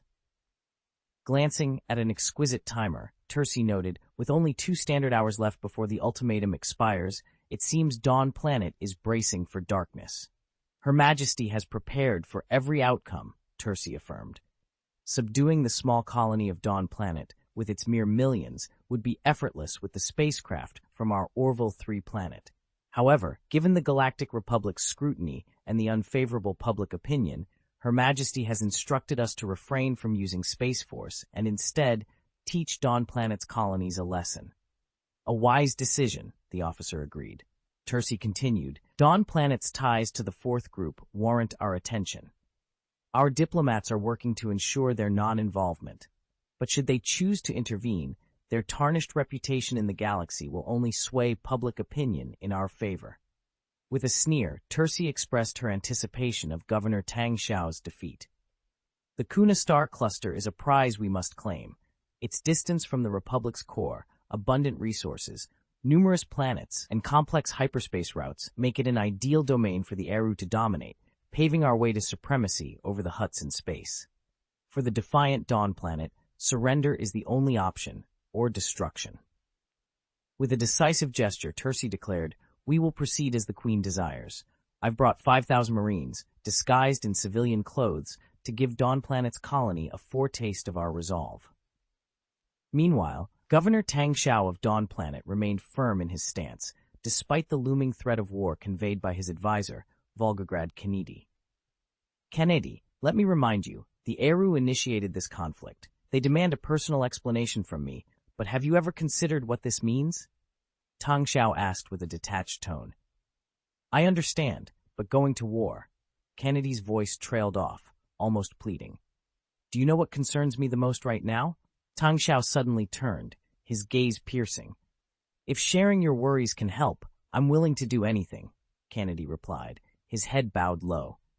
"My biggest concern is that before the war on the Republic's side, I can't reveal too much.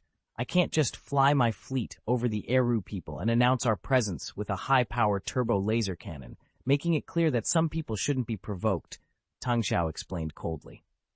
"But what benefits do we gain from warring with the Eru people?"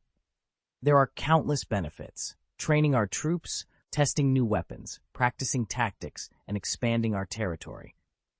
"But war means significant sacrifices," Kennedy protested. Tang Xiao's expression softened into a peculiar smile.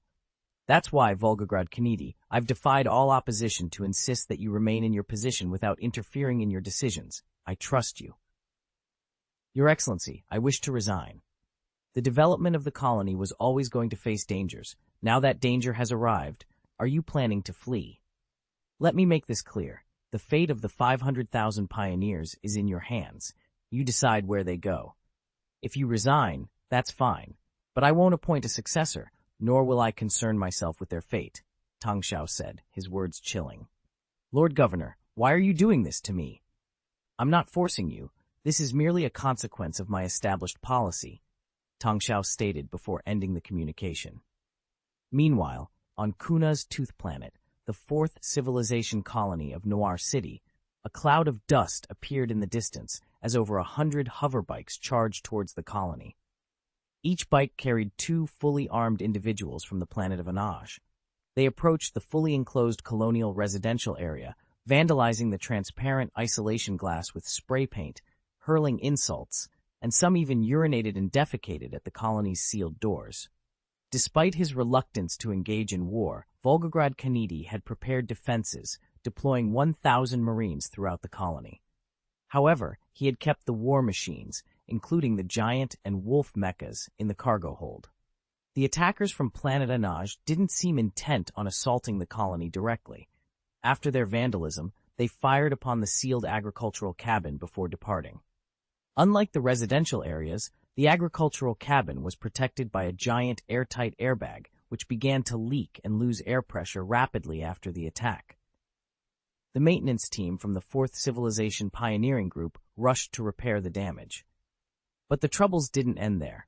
Shortly after Kennedy's unsettling call with Tang Xiao, his adjutant burst in, furious, reporting, "The damned Ailu people attacked our mine. They didn't harm anyone, but they destroyed all the vehicles and trapped our miners inside." Vol 2, Chapter 416, Declare War. Tang Xiao furrowed his brow as he surveyed the documents laid out before him. "Is this the level of force we're planning to deploy?" he questioned, his tone laced with skepticism. The list was extensive. 5 Hunter-class heavy supply ships, converted from Jiayuan-class aircraft carriers, alongside 10 Grey Horse-class stealth aircraft carriers, and 5 Enlightenment-class light cruisers. Additionally, there were 20 Vengeance-class light destroyers, 80 Cobalt-class frigates, and a staggering 15,000 Marines. With a flick of his wrist, he scattered the documents across the table, resembling falling snowflakes. His expression remained stoic as he spoke. "Do we intend to broadcast our plans to invade or conquer to the entire galaxy?" At yesterday's meeting, Fransith also emphasized that this battle would unfold under the Galactic Republic's vigilant eyes. "We're navigating a political battlefield, not merely determining who to defeat. Following this plan, should we also announce the trial voyage of the Higra-class battlecruiser from the Golden Nice shipyards?" Chijan attempted to justify the strategy. "Without mobilizing this level of firepower, we cannot assure victory over the Eru people. Despite their recent alliance with the Republic, they've long occupied the model sector and eyed the Kuna cluster. Our intelligence reports reveal they control 2 industrial planets, 3 colonized worlds, and a prison planet, totaling a population of 5.3 billion. Facing such a formidable opponent, only our most advanced combat capabilities will suffice." Tang Xiao interrupted, his focus clear. "Determining how to defeat the enemy is the responsibility of our staff and frontline commanders. My concerns lie with politics." He picked up a document, crossing out more than half of the listed forces. "The Marine Corps must not exceed 3,000 personnel. Cancel the Homeland-class aircraft carriers and the Apocalypse-class light cruisers. Limit to a maximum of 5 Vengeance-class light destroyers and 20 Cobalt-class heavy frigates. Deploy all available Hammer-class light frigates, along with the Mangan-class and Shuttle Dart-class light frigates. This force may be adjusted as necessary." "But with only these forces?" Chijan began to protest. "As I've said, that's for you to figure out," Tang Xiao retorted, leaning back in his chair with a cold demeanor. "My current focus is on shaping our public opinion and political stance in Coruscant. The upcoming battle at Kuna Fang must not exceed these limits, nor can it end in failure." Chijan, crestfallen, collected the scattered documents and exited the office. Tang Xiao remained seated, deep in thought. After a moment, he pressed a button on his desk and spoke into the communicator. "Arrange a meeting with the leaders of the Semiters and the Givings. I wish to discuss our plans." Meanwhile, Chijan, though disheartened by Tang Xiao's stringent orders, had no choice but to comply. He sought out the current naval commander-in-chief, Igor Zavalov, and presented him with the drastically altered list. "General Igor, you're aware of our current dispute with the Ailu people. However, the governor is hesitant to commit significant resources. How do you propose we approach this battle?" Igor reviewed the list and responded, "The size of the warships doesn't necessarily matter. Have you not heard about the conflict on Tatooine? We possess the means to outmaneuver the fleets of these less advanced races." A spark of realization lit up Chijan's eyes. "Of course!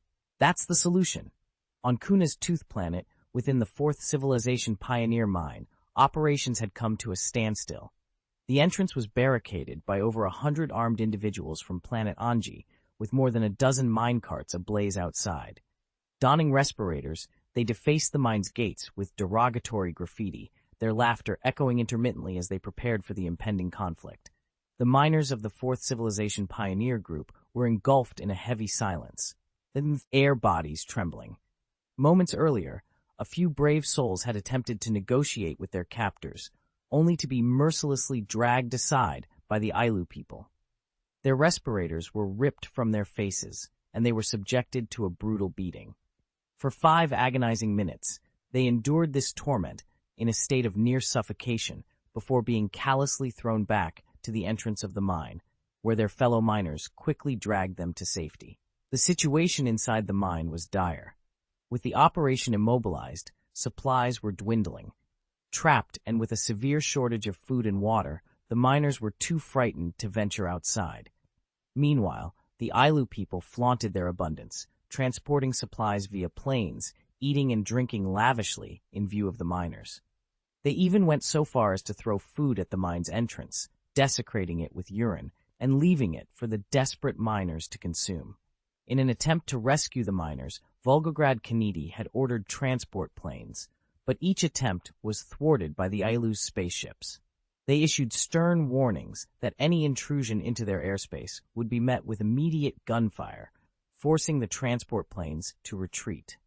The citizens of Noir City, enraged and desperate, stormed the office building where Kennedy was located, their cries of anger and despair echoing loudly. "Coward!" they shouted. "You waste of life! My husband is still in the mine. Go and save him." Inside the building, amidst the chaos, Volgograd Kennedy managed to establish communication with the Ailu people. However, the holographic projection revealed an unfamiliar face, a female Ailu in military attire, her expression one of sheer arrogance. "I am General Tersi of Anji Planet in Kuna's Fang. You have 1 minute," she stated coldly. Kennedy pleaded for peace and cooperation, emphasizing the mutual benefits of transforming Kuna's Fang's atmosphere. Yet Tersi's response was dismissive and cruel. She made it clear that the Ailu's stance was unwavering. The humans were to leave or face the consequences. Despite Kennedy's attempts to negotiate for the release of the wounded and starving miners, Tersi remained indifferent to their suffering, cutting off communication with a mocking laugh. Defeated, Kennedy slumped onto the sofa, his gaze lost to the ceiling. "When I said many people would die, I meant you," he whispered, a grim acknowledgement of the technological chasm between the Fourth Civilization and the Ailu people. He understood the futility of their situation, yet he also knew the resilience and capabilities of his own people. Suddenly, his aide-de-camp burst into the room, panic in his voice. "Sir, a group of residents has opened the gate without authorization and driven out." Kennedy's shock was palpable. He leaped to his feet, his mind racing with the implications of this reckless act. "What did you say? Foolish! Do they not realize the gravity of this situation?" With a sense of urgency, he dashed towards the scene, determined to confront the unfolding crisis head-on. On the hangar platform, Volgograd Kennedy hastily boarded a shuttle and took off without delay. However, shortly after departure, several fighter planes crafted by the Ailu people soared overhead. They broadcasted a stern message over the public frequency. "The spacecraft ahead is ordered to land immediately. You have violated the airspace of the Ailu people. Please land at once." Enraged, Volgograd Kennedy bellowed, "I am the commander of the Dawn Planet Colonial Group. Dare to shoot me down if you can. This could escalate to full-scale war." With that, he aggressively maneuvered the joystick, steering the shuttle towards the mining area. His defiant words momentarily dumbfounded the Ailu pilot, who urgently instructions from General Tersi. Upon receiving the message, General Tersi was livid. "Who does he think he is, challenging us? Does he believe I wouldn't dare confront their Dawn planet? Shoot him down." However, realizing the gravity of directly attacking a foreign official, he quickly amended his order, "Just disable his engine." The pilot, now with clear orders, accelerated towards Kennedy's shuttle, catching up from behind. Aiming precisely, he fired a laser. A brilliant beam of light targeted Kennedy's shuttle for a tense 10 seconds, burning through its shield and melting the engine with its intense heat. The shuttle, now severely damaged, emitted loud noises and thick black smoke as it descended rapidly towards the ground. In a desperate attempt, Kennedy pulled the joystick upwards, commanding the aerobot to swiftly repair the spacecraft's engine. Miraculously, the shuttle managed to stabilize and execute a forced landing. After skidding several hundred meters, it finally came to a halt against a rock. Meanwhile, near the mining area, Teal, the leader of the Tilleks who had previously clashed with the Eru people, arrived with hundreds of unarmed pioneers. Due to Kennedy's strict weapons ban in Cape Noir City, the group was armed only with basic tools, the most formidable being a portable mining laser with a limited range. Facing the armed Ailu people, the pioneers resorted to shouting insults and throwing stones, hesitant to escalate the confrontation. The Ailu people, aware of the delicate situation, refrained from firing the first shot, understanding the repercussions of such an action. They instead focused on provoking the pioneers, hoping to incite a rash response. Unbeknownst to the participants of this standoff, several drones hovered above, monitoring the situation. A kilometer away, on a hill, a figure cloaked in black observed the scene through the drone's feed. The dry wind of Kunafang revealed his stern face, Baron Helmut Zemo. He received a communication from Tang Xiao. It's done. A human from the planet of Anji, who frequents the Kuna's Fang settlement, has been dealing in Rocknablu, a unique spice produced by the Ailu people. Given the Ailu's limited interactions with other races, their trade is often conducted through humans from Anji. This individual has been traveling between here and Tatooine, and I've looked into it. Understood, Zemo replied, his voice cold and calculated.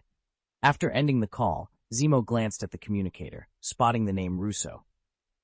With a sinister smile, he initiated the call. Remember Gory of Tatooine, Mr. Russo? At that moment, Russo was amidst a tense standoff with the Fourth Civilization pioneer group at the mine's perimeter, unaware of the unfolding events. A man, previously scolding with fury, suddenly altered his expression. He discreetly took 2 steps back and whispered into his communicator, "Who are you? What do you want?" "You gambled on Tatooine and ended up owing Gory a significant sum, didn't you? To recover his money, he disclosed everything, including the whereabouts of your family on the planet Anji."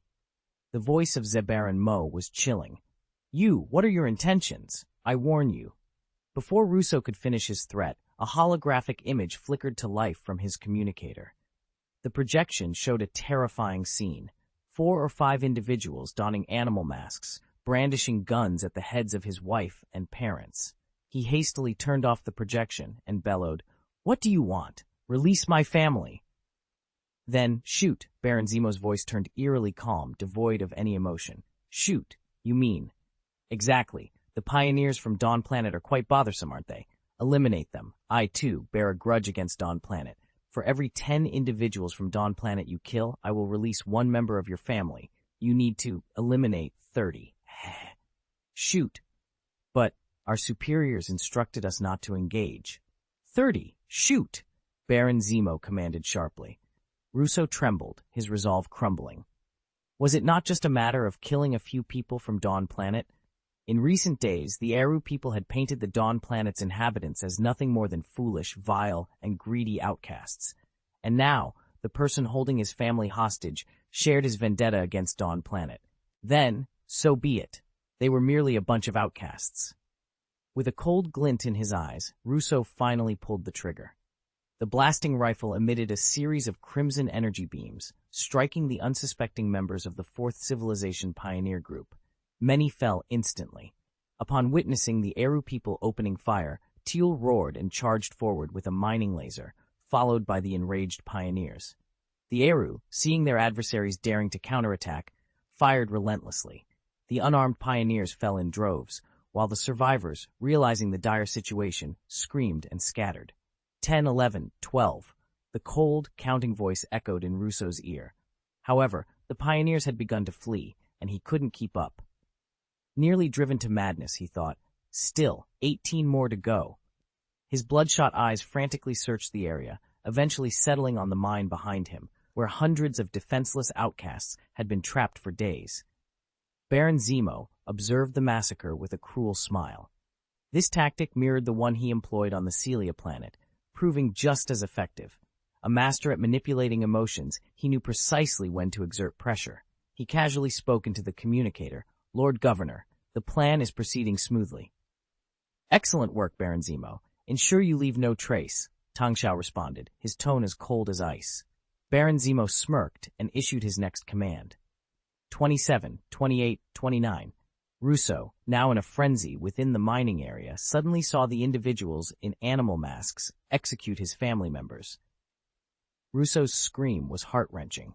He collapsed, watching the holographic projection fade away, leaving behind only the lifeless bodies of his loved ones. His spirit shattered. He placed the blaster rifle on the ground, positioned the muzzle in his mouth, and with trembling hands slowly squeezed the trigger. Meanwhile, in the command center of the Glory Mothership, Tang Xiao made a decisive gesture. "Broadcast this footage across the holographic network galaxy-wide. File formal charges against the Eru people in the Galactic Council. Furthermore, in the name of protecting our colonists, declare war on the Eru people." Vol 2, Chapter 417, King Xuan of Chi Volgograd Kanedi was jolted awake by a beeping sound and a gentle tap. Opening his eyes, he found himself still seated in the shuttle's cockpit, disoriented. The persistent beeping emanated from the navigation robot, a cylindrical entity with a hemispherical head, a product of advanced robotics imported by Dawn Planet from a leading industrial robot manufacturer. The robot, in its attempt to rouse Kanedi, persistently nudged him with its body. Unfastening his seatbelt, Kanedi rose to his feet, surveying the chaos around him. The shuttle had been downed by Eru fighter jets, yet, miraculously, its superior safety features had spared his life, and it appeared the attackers had not pursued further. Reaching for his communicator, he discovered it was damaged. Navigating through the disarray, he made his way to the cargo hold, where an M274 Mongoose ultralight off-road motorcycle awaited. Mounting the motorcycle, he activated it and sped towards the mine, guided by the navigation system. Upon arrival, the sight that greeted him was harrowing. Corpses littered the ground, dressed in pioneer attire, sprawled in various positions. A guttural sound escaped Kanedi's throat, his emotions a tumultuous mix of grief and disbelief. He meandered through the macabre scene to the mine's entrance, only to find it destroyed. Inside, the carnage continued with bodies scattered haphazardly, likely miners caught and killed while seeking refuge. Among the dead, Kanedi noticed a peculiarly dressed corpse, adorned in the vibrant attire typical of Anji planet inhabitants. The deceased sat against the wall, a blaster rifle positioned upright, its barrel in his mouth, the back of his head gruesomely blown away. Seizing the blaster, Kanedi proceeded deeper into the mine, alert and cautious. Yet, the deeper he ventured, the more ubiquitous the corpses became, hidden in corners, under tables, a testament to the massacre that had occurred. Eventually, Kanedi's resolve crumbled, and he collapsed, rifle clattering to the ground as he succumbed to his grief. Leaning against a wall, he wept bitterly, pounding his head against the stone, blood mingling with tears. His cries of anguish drew out several miners from their hiding spots, their faces etched with terror. They watched in silence as Kanedi mourned. "What happened? What happened?" Kanedi, upon noticing survivors, rushed to embrace a miner, his actions driven by desperation. The miner, tears streaming down his face, recounted the horror. "The Ailu people, they went mad. They shot and killed Tuel and the others before storming in and slaughtering everyone. It seemed they were following orders, then abruptly withdrew." Kanedi, stunned by the revelation, let out a roar of despair, questioning the cruelty of their attackers. "Why? Why do this? I've been so compliant, so pleading. Why deny us even a chance to live?" His anguish turned to rage as he flailed at the air, as if battling invisible foes before slipping and falling. Lying on the ground, he laughed bitterly, a broken man. "War. You want war, don't you? Then I'll show you. War is not a game. It's deadly. It's devastating. Yes, yes." Regaining his footing, Kanedi staggered towards the mine's exit, muttering to himself, "The Ailu people have forgotten the horrors of war, lulled into complacency by peace. They think war is a game, but I'll teach them. I'll show them the true face of war, its capacity to kill, to tear apart families, to destroy lives. They won't want it anymore. Yes, yes." With each step, his resolve hardened, fueled by a desire to avenge the fallen, and to teach a cruel lesson to those who had wrought such suffering. In the midst of chaos, a female reporter and her photographer, both with faces covered in dust as if they had narrowly escaped a catastrophe, confronted Kennedy. "You!"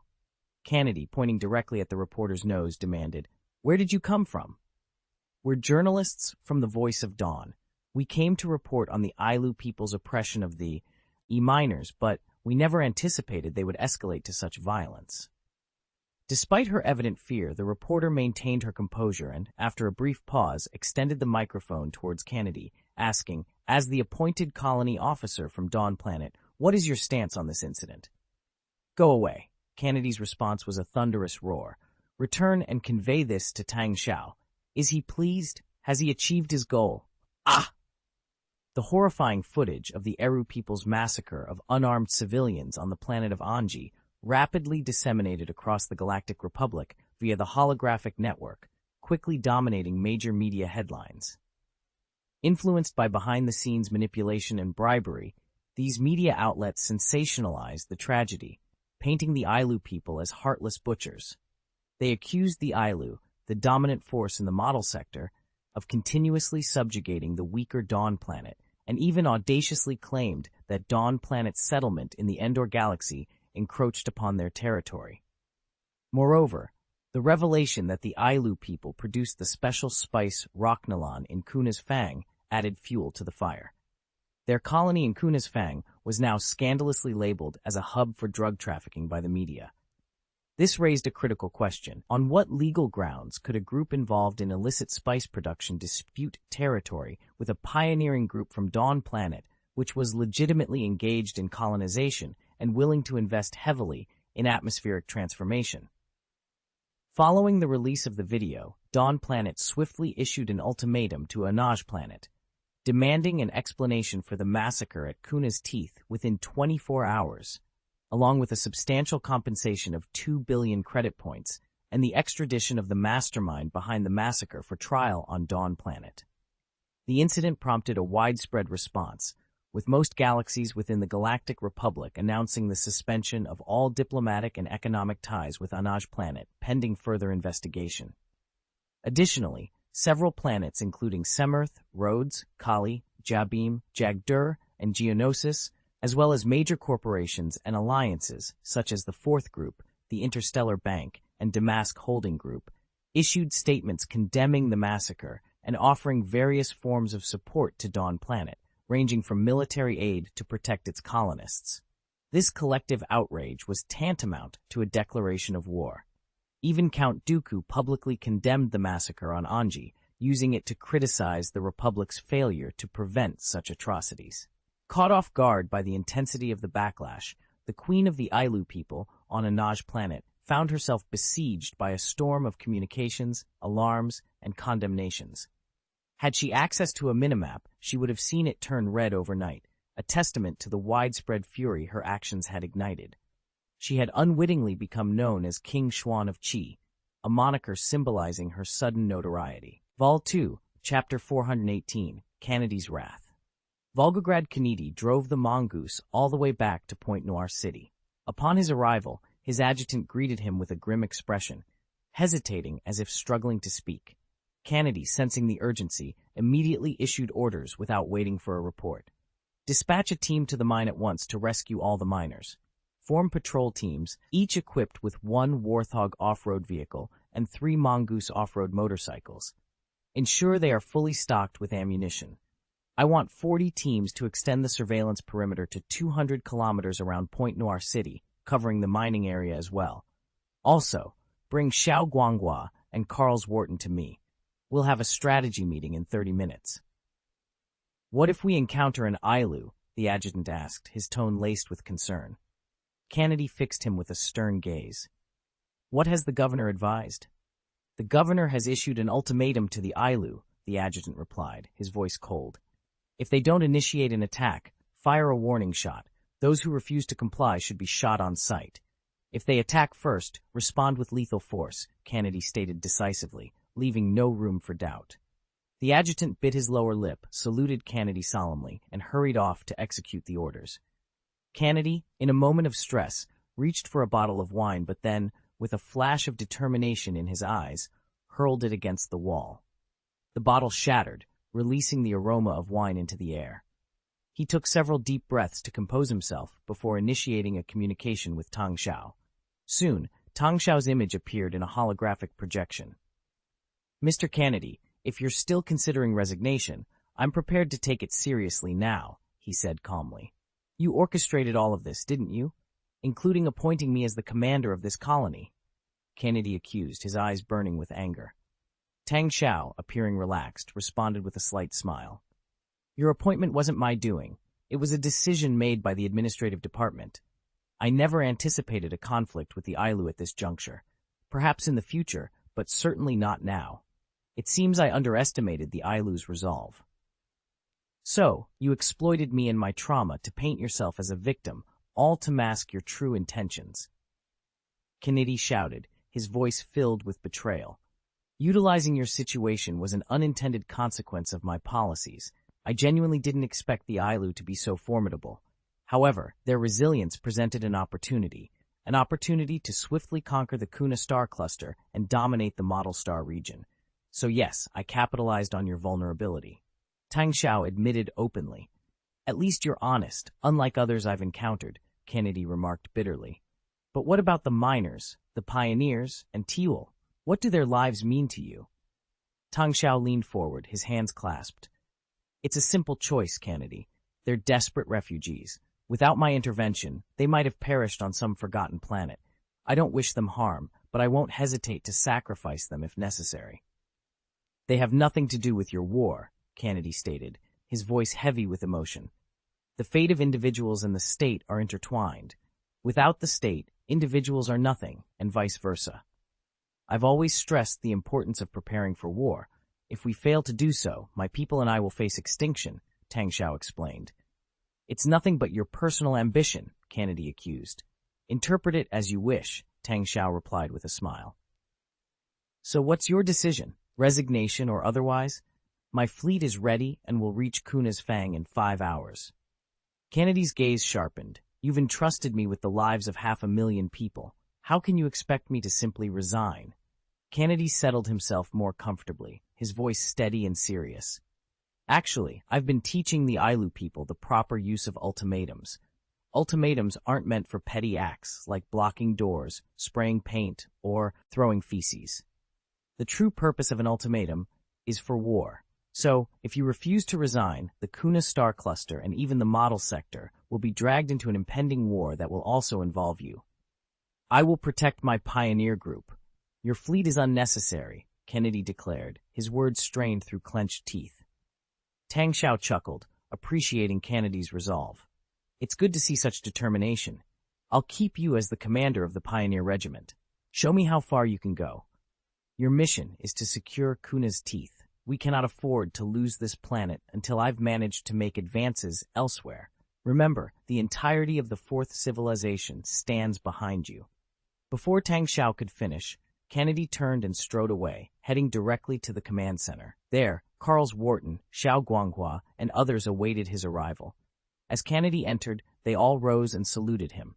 Jin Chen, Kennedy's adjutant, reported, "Commander Matt Horner of Fleet A has led his fleet towards the Kuna's Teeth Galaxy and is expected to arrive in 5 hours. We're preparing to launch a counterattack. Fleet A will not be joining us. I've sent them back. The Ailu people will pay for their actions against Kuna's Fang with their own blood," Kennedy said, each word laced with determination. "But without Fleet A's support, how will we—" Someone began to protest. "There are no buts. If the Ailu people want war, we'll give them war," Kennedy interrupted decisively. "Start unloading and preparing the armaments from cargo ship number 5 immediately. I need a mechanized assault force ready." "Consider it done," Carl's Wharton said, standing. He looked at Kennedy with respect. "While I'm here, I'll follow your command, regardless of rank." "Thank you," Kennedy acknowledged with a nod, then continued. "Our next move is to cut off the Ailu people's supply line." "Are we going to attack directly?" Jin Chen inquired. "Of course not," Kennedy replied, tracing a route on the star map. "We start from here." Meanwhile, on the planet Kuna's Tooth, within the Eru colonies, General Tercy was seething with rage. Why did Russo fire? His foolishness has cost us the support of public opinion. An official reported, investigations from planet Anji reveal that Russo was heavily in debt on Tatooine and had killed his family before departing. It appears he chose death. That's impossible. There must be an error in these findings, Tercy exclaimed in disbelief. Suddenly, a communicator burst in, announcing, General, the latest news from planet Anji. Queen Ailu has officially rejected the ultimatum from planet Dawn. We are now officially at war. General Tercy glanced at the clock. Our next supply shipment arrives in half an hour. As soon as we have it, we'll attack the Dawn planet colony. They have a large population in their pioneering group, and we can't afford to let them train those people as soldiers. Understood, the officers responded. Deploy all spaceships along the equator of Kuna's Fang and monitor the hyperspace channel continuously. We must be vigilant against any large cargo ships they might use, General Tercy ordered, demonstrating the strategic acumen that had earned him his position at the forefront of this conflict. Suddenly, a radar operator exclaimed, Hyperspace jump detected! Calculating coordinates. No, this can't be right. What's the issue? General Tercy asked, concern evident in his voice. The radar operator, pale-faced, reported, the hyperspace jump coordinates are within the gravitational pull of Kuna's Fang. Are they attempting a suicide mission? General Tercy frowned, puzzled. Wait, further coordinates have been calculated. The landing point of their jumps is just blocking our supply fleet, the radar operator exclaimed loudly. What did you say? Tercy's voice rose sharply, tinged with panic. Order our fleet to return and provide assistance immediately. However, the warning time for a hyperspace jump was less than 5 minutes. In a sudden flash of brilliant white light, a massive Lucrehook-class cargo ship materialized out of nowhere in the vast expanse of the universe. Attachment 1 of the Easter egg chapter, Volgograd Kennedy, I found a picture that perfectly captures my vision. Vol 2 Chapter 419, The Standoff. When the massive ring-shaped hull of the Lucrehook-class cargo ship emerged from hyperspace, it left the Aru people in awe. Despite being an unarmed cargo ship, its sheer size was intimidating. The ring, with a diameter exceeding 3,000 meters, encased a central sphere measuring 1,029 meters in diameter. This colossal structure signified an industrial capacity far beyond the Ailu people's reach for generations to come. What was even more alarming was the spaceship's strategic positioning, which directly blocked the incoming Ailu supply fleet. How is this possible? How did they manage it? The jump point is clearly within the gravity well of Kuna's Fang, General Tercy exclaimed in shock. Inform the supply fleet to escape immediately. They're still in the hyperspace channel. How can we inform them? The signal soldier replied, equally panicked. Where are our spaceships? Tercy demanded. 5 minutes away, came the response. At that moment, a flash of white light signaled the arrival of more than 10 transport ships from the hyperspace channel into cosmic space. The sight of the enormous Lucrehook-class cargo ship through the porthole left the pilots of these transport ships utterly stunned. Simultaneously, Kennedy issued an order, and fighter jets launched from the Lucrehook-class cargo ship. Over 100 blade fighters, each equipped with blue lasers, primary energy shields, and up to 4 Gemini air-to-air missiles, took off from the cargo ship's expansive flight platform, heading straight for the Ailu transport ships. Despite their limited performance in space, these fighters, piloted by B-1 droids, posed a significant threat to the transport ships, which were only armed with basic defensive firepower. The Ailu transport ships scattered, no longer daring to approach the planet's direction, creating a scene of chaos. General Tercy, showing decisive leadership, immediately issued an order. They don't have enough fighter jets. Launch all our fighters and focus on attacking that cargo ship. He reasoned that it was better to directly attack the Lucrehook-class cargo ship, forcing the enemy fighters to return to defend, rather than attempting to rescue the dispersed transport ships one by one. The Aruian fleet, stationed at Kuna's Teeth, consisted of 10 Defender-class frigates and 5 CR-12 corvettes. The Defender class, an early warship model produced by Lundili Interstellar Dynamics, was characterized by its flat shape, measuring 94 meters in length and 71 meters in width. The CR-12, a classic model from the Corellia Engineering's CR series frigates, measured 100 meters in length. These ships, mass-produced during the Sith War approximately 3,000 years ago, were not necessarily outdated by modern standards. Despite technological advancements, certain bottlenecks meant that the gap between old and new technology wasn't as vast as one might assume. Over the years, the Eru people, with their two industrial worlds, managed to produce somewhat inferior imitations of these warships, forming the backbone of their defensive fleet. This fleet represented their greatest source of confidence, despite the quality of the ships. As the battle ensued, the Lucrehook-class cargo ship remained passive, absorbing the attacks without retaliation. "Continue the attack! Sink that cargo ship! Let's show the Dawn Planet our strength," Tercy commanded. Suddenly, an urgent report came in. "General, a large number of off-road vehicles have arrived on the outskirts of the city, and they have begun firing." "At the houses!" the signal soldier exclaimed loudly. "Deploy 5 battalions of troops to hold them off. All other ground forces, hold your positions and don't act rashly."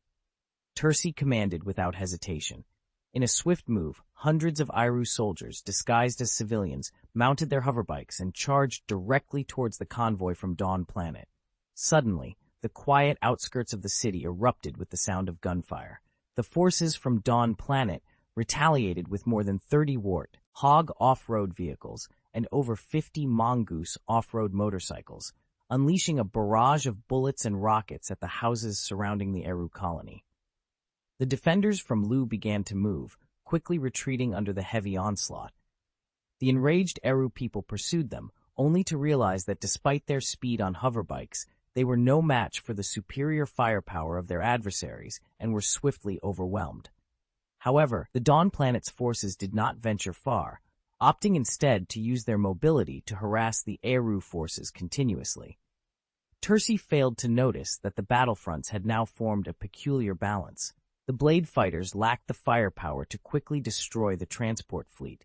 The Eru spaceships couldn't pose a significant threat to the Lucrehook-class cargo ships in time, and on the ground, the Eru forces found themselves in a losing battle. Meanwhile, in the command center of Cape Noir, Volgograd Kennedy stood silently in front of the screen, intently observing the unfolding battle. "Sir, how did you manage that?" The recent maneuvers had left the adjutant Jin Chen, who had harbored doubts about Kennedy's capabilities, utterly astonished. "I've been monitoring the supply fleet's arrival times and route patterns of the Eru people. With the electronic systems of the Lucrehook-class cargo ship, it wasn't difficult," Zev Kennedy explained calmly. "But how could that cargo ship execute a hyperspace jump directly into the planet's gravity well? And if it hadn't been in that exact position, the enemy's transport fleet might have escaped?" Jin Chen questioned, bewildered. "It's not a gravity well there, at least not yet," Kennedy clarified. "In the last week of the standard month, there's a significant increase in solar flare activity around the star, which affects the magnetic field of Tooth Planet, slightly narrowing the actual range of the gravity well. The star maps used by navigation systems don't record this change because it doesn't typically affect navigation." Jin Chen was amazed. "So, you had already planned this battle?" "Understanding the astronomical phenomena within our jurisdiction and the behavior of our neighbors is the duty of a colonial officer. I never seek conflict," Kennedy stated, his voice tinged with resentment as he slammed his fist on the table. "But now, we should be able to eliminate this small fleet of the Iru people, right?" Carls Wharton inquired. Kennedy stroked his beard thoughtfully. "With our current strength, we can't cover all 3 fronts effectively, so I needed to gauge the enemy's tactics first, and then devise a strategy to checkmate them." Vol 2, Chapter 420, The Ups and Downs of Life. Carls Wharton grasped the gravity of their situation. Whether we choose to bolster our strength to chase the transport fleet or focus our efforts on attacking their combat fleet, the enemy will seize the opportunity to land on the planet and support their ground operations. Our spacecraft are incapable of entering the atmosphere. Moreover, the Lucrehook-class cargo ships are filled with Pioneers' residents, making any rash actions inadvisable. Given our ground troops are outnumbered, we're indeed in a difficult position. The enemy's General Tercy is known for his arrogance and vanity. For a civilization that has enjoyed prolonged peace yet remains a regional power, the prospect of achieving an unprecedented military victory is highly tempting, Volgograd Kennedy remarked, his tone turning icy. Let's use the Lucre Hook-class cargo ship to bait the enemy. We'll lower the shield as if it's malfunctioning and accelerate in the opposite direction of the transport fleet. Understood. The messenger promptly relayed his command. Have the Warthog continue to engage the enemy fleet in a cat-and-mouse game, harassing their boarders to conceal our next move, Kennedy ordered. Affirmed. After a 5-minute countdown, we'll execute our plan. Kennedy's expression was devoid of joy. He waved his hand dismissively, sighed, and turned to gaze at the cosmos through the vast porthole, falling silent. In the cosmic battlefield, the Lucre Hook-class cargo ship made a desperate attempt to retreat, aiming to exit the battle and head towards its own space station. Chase them down! Destroy that battleship! General Tercy bellowed, his expression savage. Destroying this colossal spaceship will boost our morale, which has been waning due to the Dawn planet's propaganda offensive. The Ilu fleet pursued and bombarded the cargo ship relentlessly. Lasers, blaster beams, and missiles rained down on the cargo ship incessantly. Eventually, the shield of the Lucre Hook-class cargo ship flickered and vanished, allowing 2 missiles to strike its outer armor unimpeded. Watching the battle unfold on the monitor, General Tercy laughed maniacally. Ah! You think your pitiful fighter jets can ambush our transport ship? Foolish! I never imagined I'd directly attack your cargo ship. Onward, ha-ha! Continue the pursuit. Don't let up. I want that cargo ship sunk. At that moment, 20 small spaceships, each about 30 meters long, launched from the hangar platform of the Lucre Hook class. Ignoring the Ilu fleet, they headed straight for the transport ships. General, they've launched and are targeting our transport ship again. Do they think they can bargain with me? Foolish. Even if we lose the entire transport fleet, we can always produce more. But they can only purchase 1 Lucre Hook class at a steep price from the Trade Alliance. Inform the fleet. Do not cease fire until the enemy's cargo ship is sunk. Tercy commanded loudly. What about the transport ship? Buy me time. Escape. Once we've sunk the enemy's cargo ship, I'll come to their rescue, Tercy declared, his eyes fierce. They're small spaceships. Their model is unknown. They've never been seen in the Milky Way before.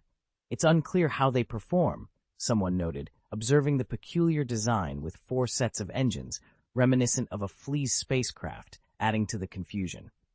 Disregard them. Attack, Tercy ordered. The Ilu fleet intensified their assault, and the Lucre Hook-class cargo ships continued to distance themselves from their transport fleet. Despite not activating their shields, they took every precaution. The bridge portholes were secured with heavy armor plates, hangar platforms sealed, and all fire and explosion-proof gates shut. Relying solely on its massive structure to withstand the barrage, the cargo ship pressed on. Spaceships that are over 3,000 years old, regardless of their maintenance, typically possess only average combat effectiveness.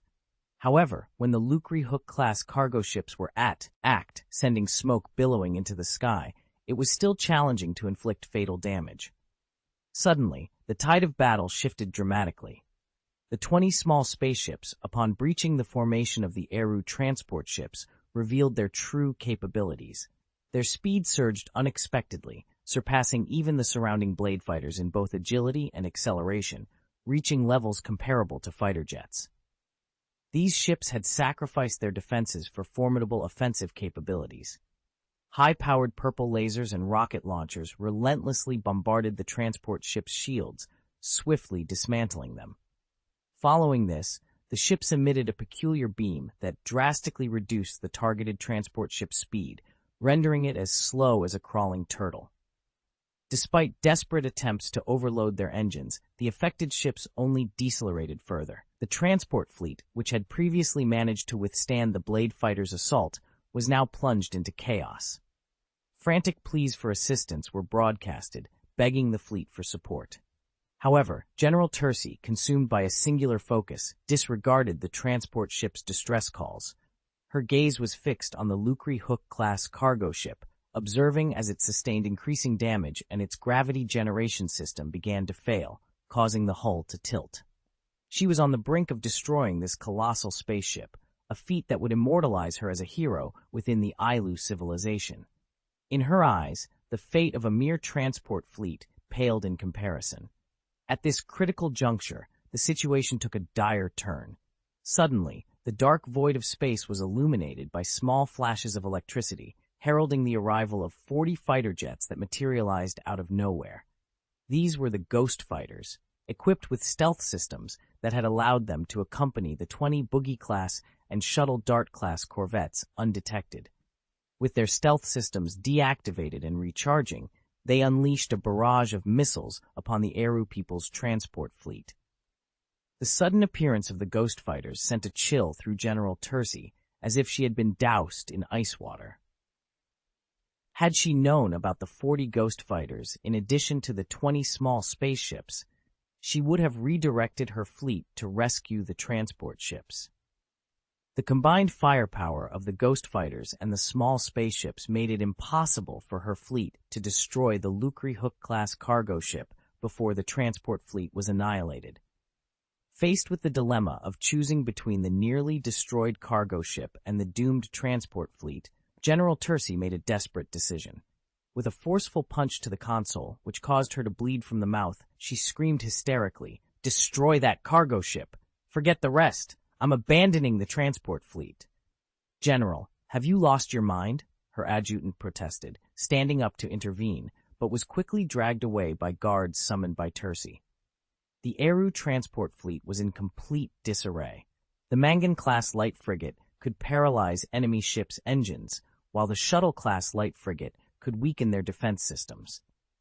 This combination, along with the formidable Ghost Fighters, spelled certain doom for the transport ships. Unable to escape, at least a dozen transport ships issued surrender notices, deactivating their engines and shields, effectively leaving themselves at the mercy of their attackers. They also relinquished the materials they were transporting to the Dawn planet, marking the complete destruction of the convoy. A formidable armada, comprising 100 Blades, 40 Ghosts, 10 Bragg-class frigates, and 10 Shuttle-class frigates, pivoted and surged toward the fleet of the Eru people. Amidst the chaos, a staff officer urgently advised, "General, we must order our fleet to retreat and enter the atmosphere." However, General Tercy, with eyes ablaze with determination, vehemently refused. "No, never. I will fight them to the death, even if it means sacrificing the last spaceship I am resolved to destroy this colossal spaceship." Her fleet also boasted 10 Defender-class frigates, 10 CR-12 frigates, and over 80 Eru-manufactured fighter jets launching from these frigates. With this formidable arsenal, she was confident she could obliterate the already weakened Rukri Hook in her sights. Achieving this feat would not only allow the remainder of her fleet to safely enter the atmosphere, but also leave her defenseless, awaiting reinforcements and the ultimate glory. Tercy envisioned herself as the first in the entire Ailu civilization to bring down a super-large spaceship. The Rukri Hook-class cargo ship was under relentless assault, its fragments scattering across space, and the B-1 robots tasked with damage control were being ejected into the void. The battle intensified as the fleets exchanged fire. The Ghost Fighters, having activated their stealth devices, vanished without a trace, engaging in combat alongside the Shuttle Dart, Bog, and Blade Fighters against the enemy warships. In the midst of the battle, a desperate cry echoed, "Come on! Hurry! The ship's engine is damaged! It's about to— No! Through Tercy's tear-filled eyes and amidst the piercing screams, the Lucre Hook-class cargo ship on the brink of collapse miraculously reactivated its shield. Note: attached to the Easter egg chapter are details on the Mangan-class and Shuttle Dart-class light frigates. Given their similar designs, only one will be showcased. Vol 2, Chapter 421, 1,000 miles away. The Lucre-class cargo ship, with its shields reactivated, stood as solid as a rock. Despite the serious damage it had sustained earlier, the reactivated shields rendered it nearly impervious to the primitive spacecraft of the Eru people. As the fleets of both sides became entangled, it was impossible for the Eru fleet to penetrate the atmosphere of Kuna Fang. To do so would require expanding the front shield to its maximum, exposing a critical vulnerability at the rear of the spacecraft. a move tantamount to suicide. General Tursi, sweating profusely, stared at the Combat Command Center's screen. Her only hope was that her fleet could withstand the onslaught of the enemy's fighter jets. With 1,500-meter class battleships and 80 fighter jets at her command, compared to the enemy's 100 outdated fighter jets, 40 advanced fighter jets, and 20 small spaceships measuring about 30 meters, she believed her forces had a fighting chance, at least enough for a strategic withdrawal. Stealth technology, while not uncommon, with optical stealth being relatively simple and radar and magnetic stealth significantly more challenging, was something General Tursi believed her spacecraft's electronic systems could potentially counter. However, she soon realized that all her plans were in vain. The first to suffer were her 80 homemade fighter jets, which, unable to detect the enemy, flew aimlessly before being systematically destroyed by the invisible ghost fighter jets. Explosions lit up the void of space, only to be extinguished instantly, leaving behind a cloud of debris. The Ailu people's 10 Defender-class frigates and 5 CR-12 light frigates were also devastated by the enemy's Reckless-class and Shuttle Dart-class light frigates. Despite their modest size of 30 meters and a crew of 10, these frigates boasted formidable firepower and agility. The Ailu fleet's close-range firepower was no match for them. Purple lasers danced across the shields of the Ailu ships, causing them to ripple alarmingly as warnings of overloaded capacitors blared. Once the shields were breached, the true nightmare began. The Reckless-class and Shuttle Dart-class frigates specialized in crippling their targets. One could significantly reduce the output of an opponent's engine without damaging the protective layer, while the other could weaken the molecular structure of the armor, rendering it extremely fragile. Together, they could transform a spaceship into a veritable iron coffin in mere moments. In combat, these corvettes would swiftly lock on to Ailu fighters, dispatching them with ease. Against larger warships, they utilized their speed and agility to avoid direct confrontations, instead wearing down their opponents with hit-and-run tactics. Sacrificing armor protection and hyperspace navigation for unparalleled maneuverability and firepower, these ultra-fast light frigates represented a design philosophy almost unique in the galaxy, with only the YT series spacecraft of Corellia Engineering bearing any resemblance. In essence, these frigates were untouchable by fighters and uncatchable by other frigates. In the right circumstances, they could unleash devastating power. Against the outdated warships of the Ailu fleet, they were particularly effective. The Ailu's obsolete electronic equipment was incapable of detecting the ghost fighters or effectively targeting the nimble Reckless and Shuttle Dart classes, leaving them to be systematically dismantled without any means of retaliation. The 2 Defender-class frigates, in a desperate attempt to breach the atmosphere, were struck by over a dozen Gemini missiles targeting their engines. This onslaught triggered a catastrophic chain reaction, ultimately causing them to plummet like meteors. Amidst this chaos, General Tursi's complexion turned ashen as the sole ghost fighter jet capable of atmospheric combat breached the planet's protective layer. It unleashed a barrage of pulsed laser fire upon the Ailu colony without discrimination. In a frantic effort, she rallied the colony's 5,000 troops for a defense, but her efforts were belated. The enemy had already gained the upper hand. With the command's focus diverted to the space skirmish, Kennedy seized the opportunity to deploy his ground forces, including the formidable Wolf and Giant units. These slow yet powerful land battalions were transported to the colony, poised for the final onslaught. The broader scope of the war painted an even grimmer picture for the Ailu people. Following Volgograd Kennedy's refusal to allow Matt Horner's A-Fleet access to the Kuna's Fang system, Tang Xiao issued a direct order for the fleet to proceed to the Ailu's mining operations at Kuna's Eye. Heeding these instructions, Fleet A comprised solely of smaller vessels, 5 Vengeance-class light destroyers, 10 Cobalt-class heavy frigates, 20 Pulsar-class light frigates, and 80 semi-retired Hammer-class light frigates.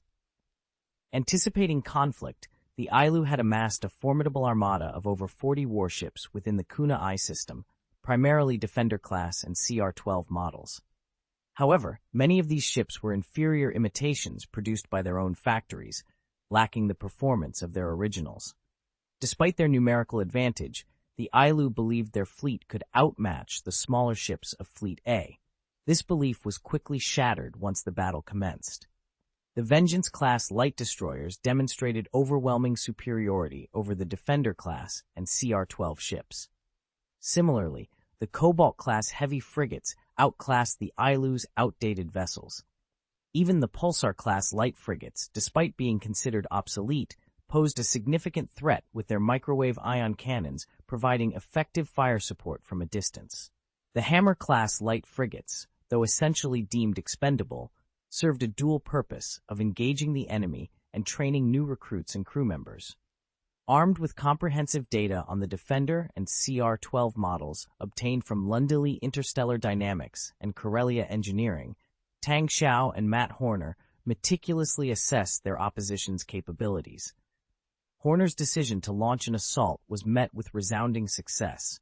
Despite losing over 10 Hammer-class corvettes and a Pulsar-class frigate, Fleet A decisively vanquished the Ailu forces, obliterating their 40 ostentatious warships.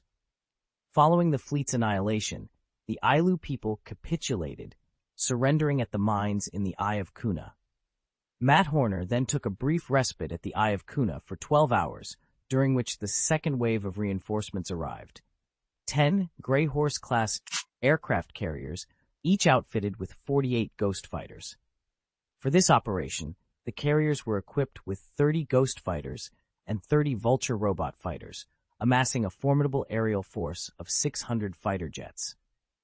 This overwhelming air superiority was the Fourth Civilization's trump card against the technologically inferior Ailu civilization.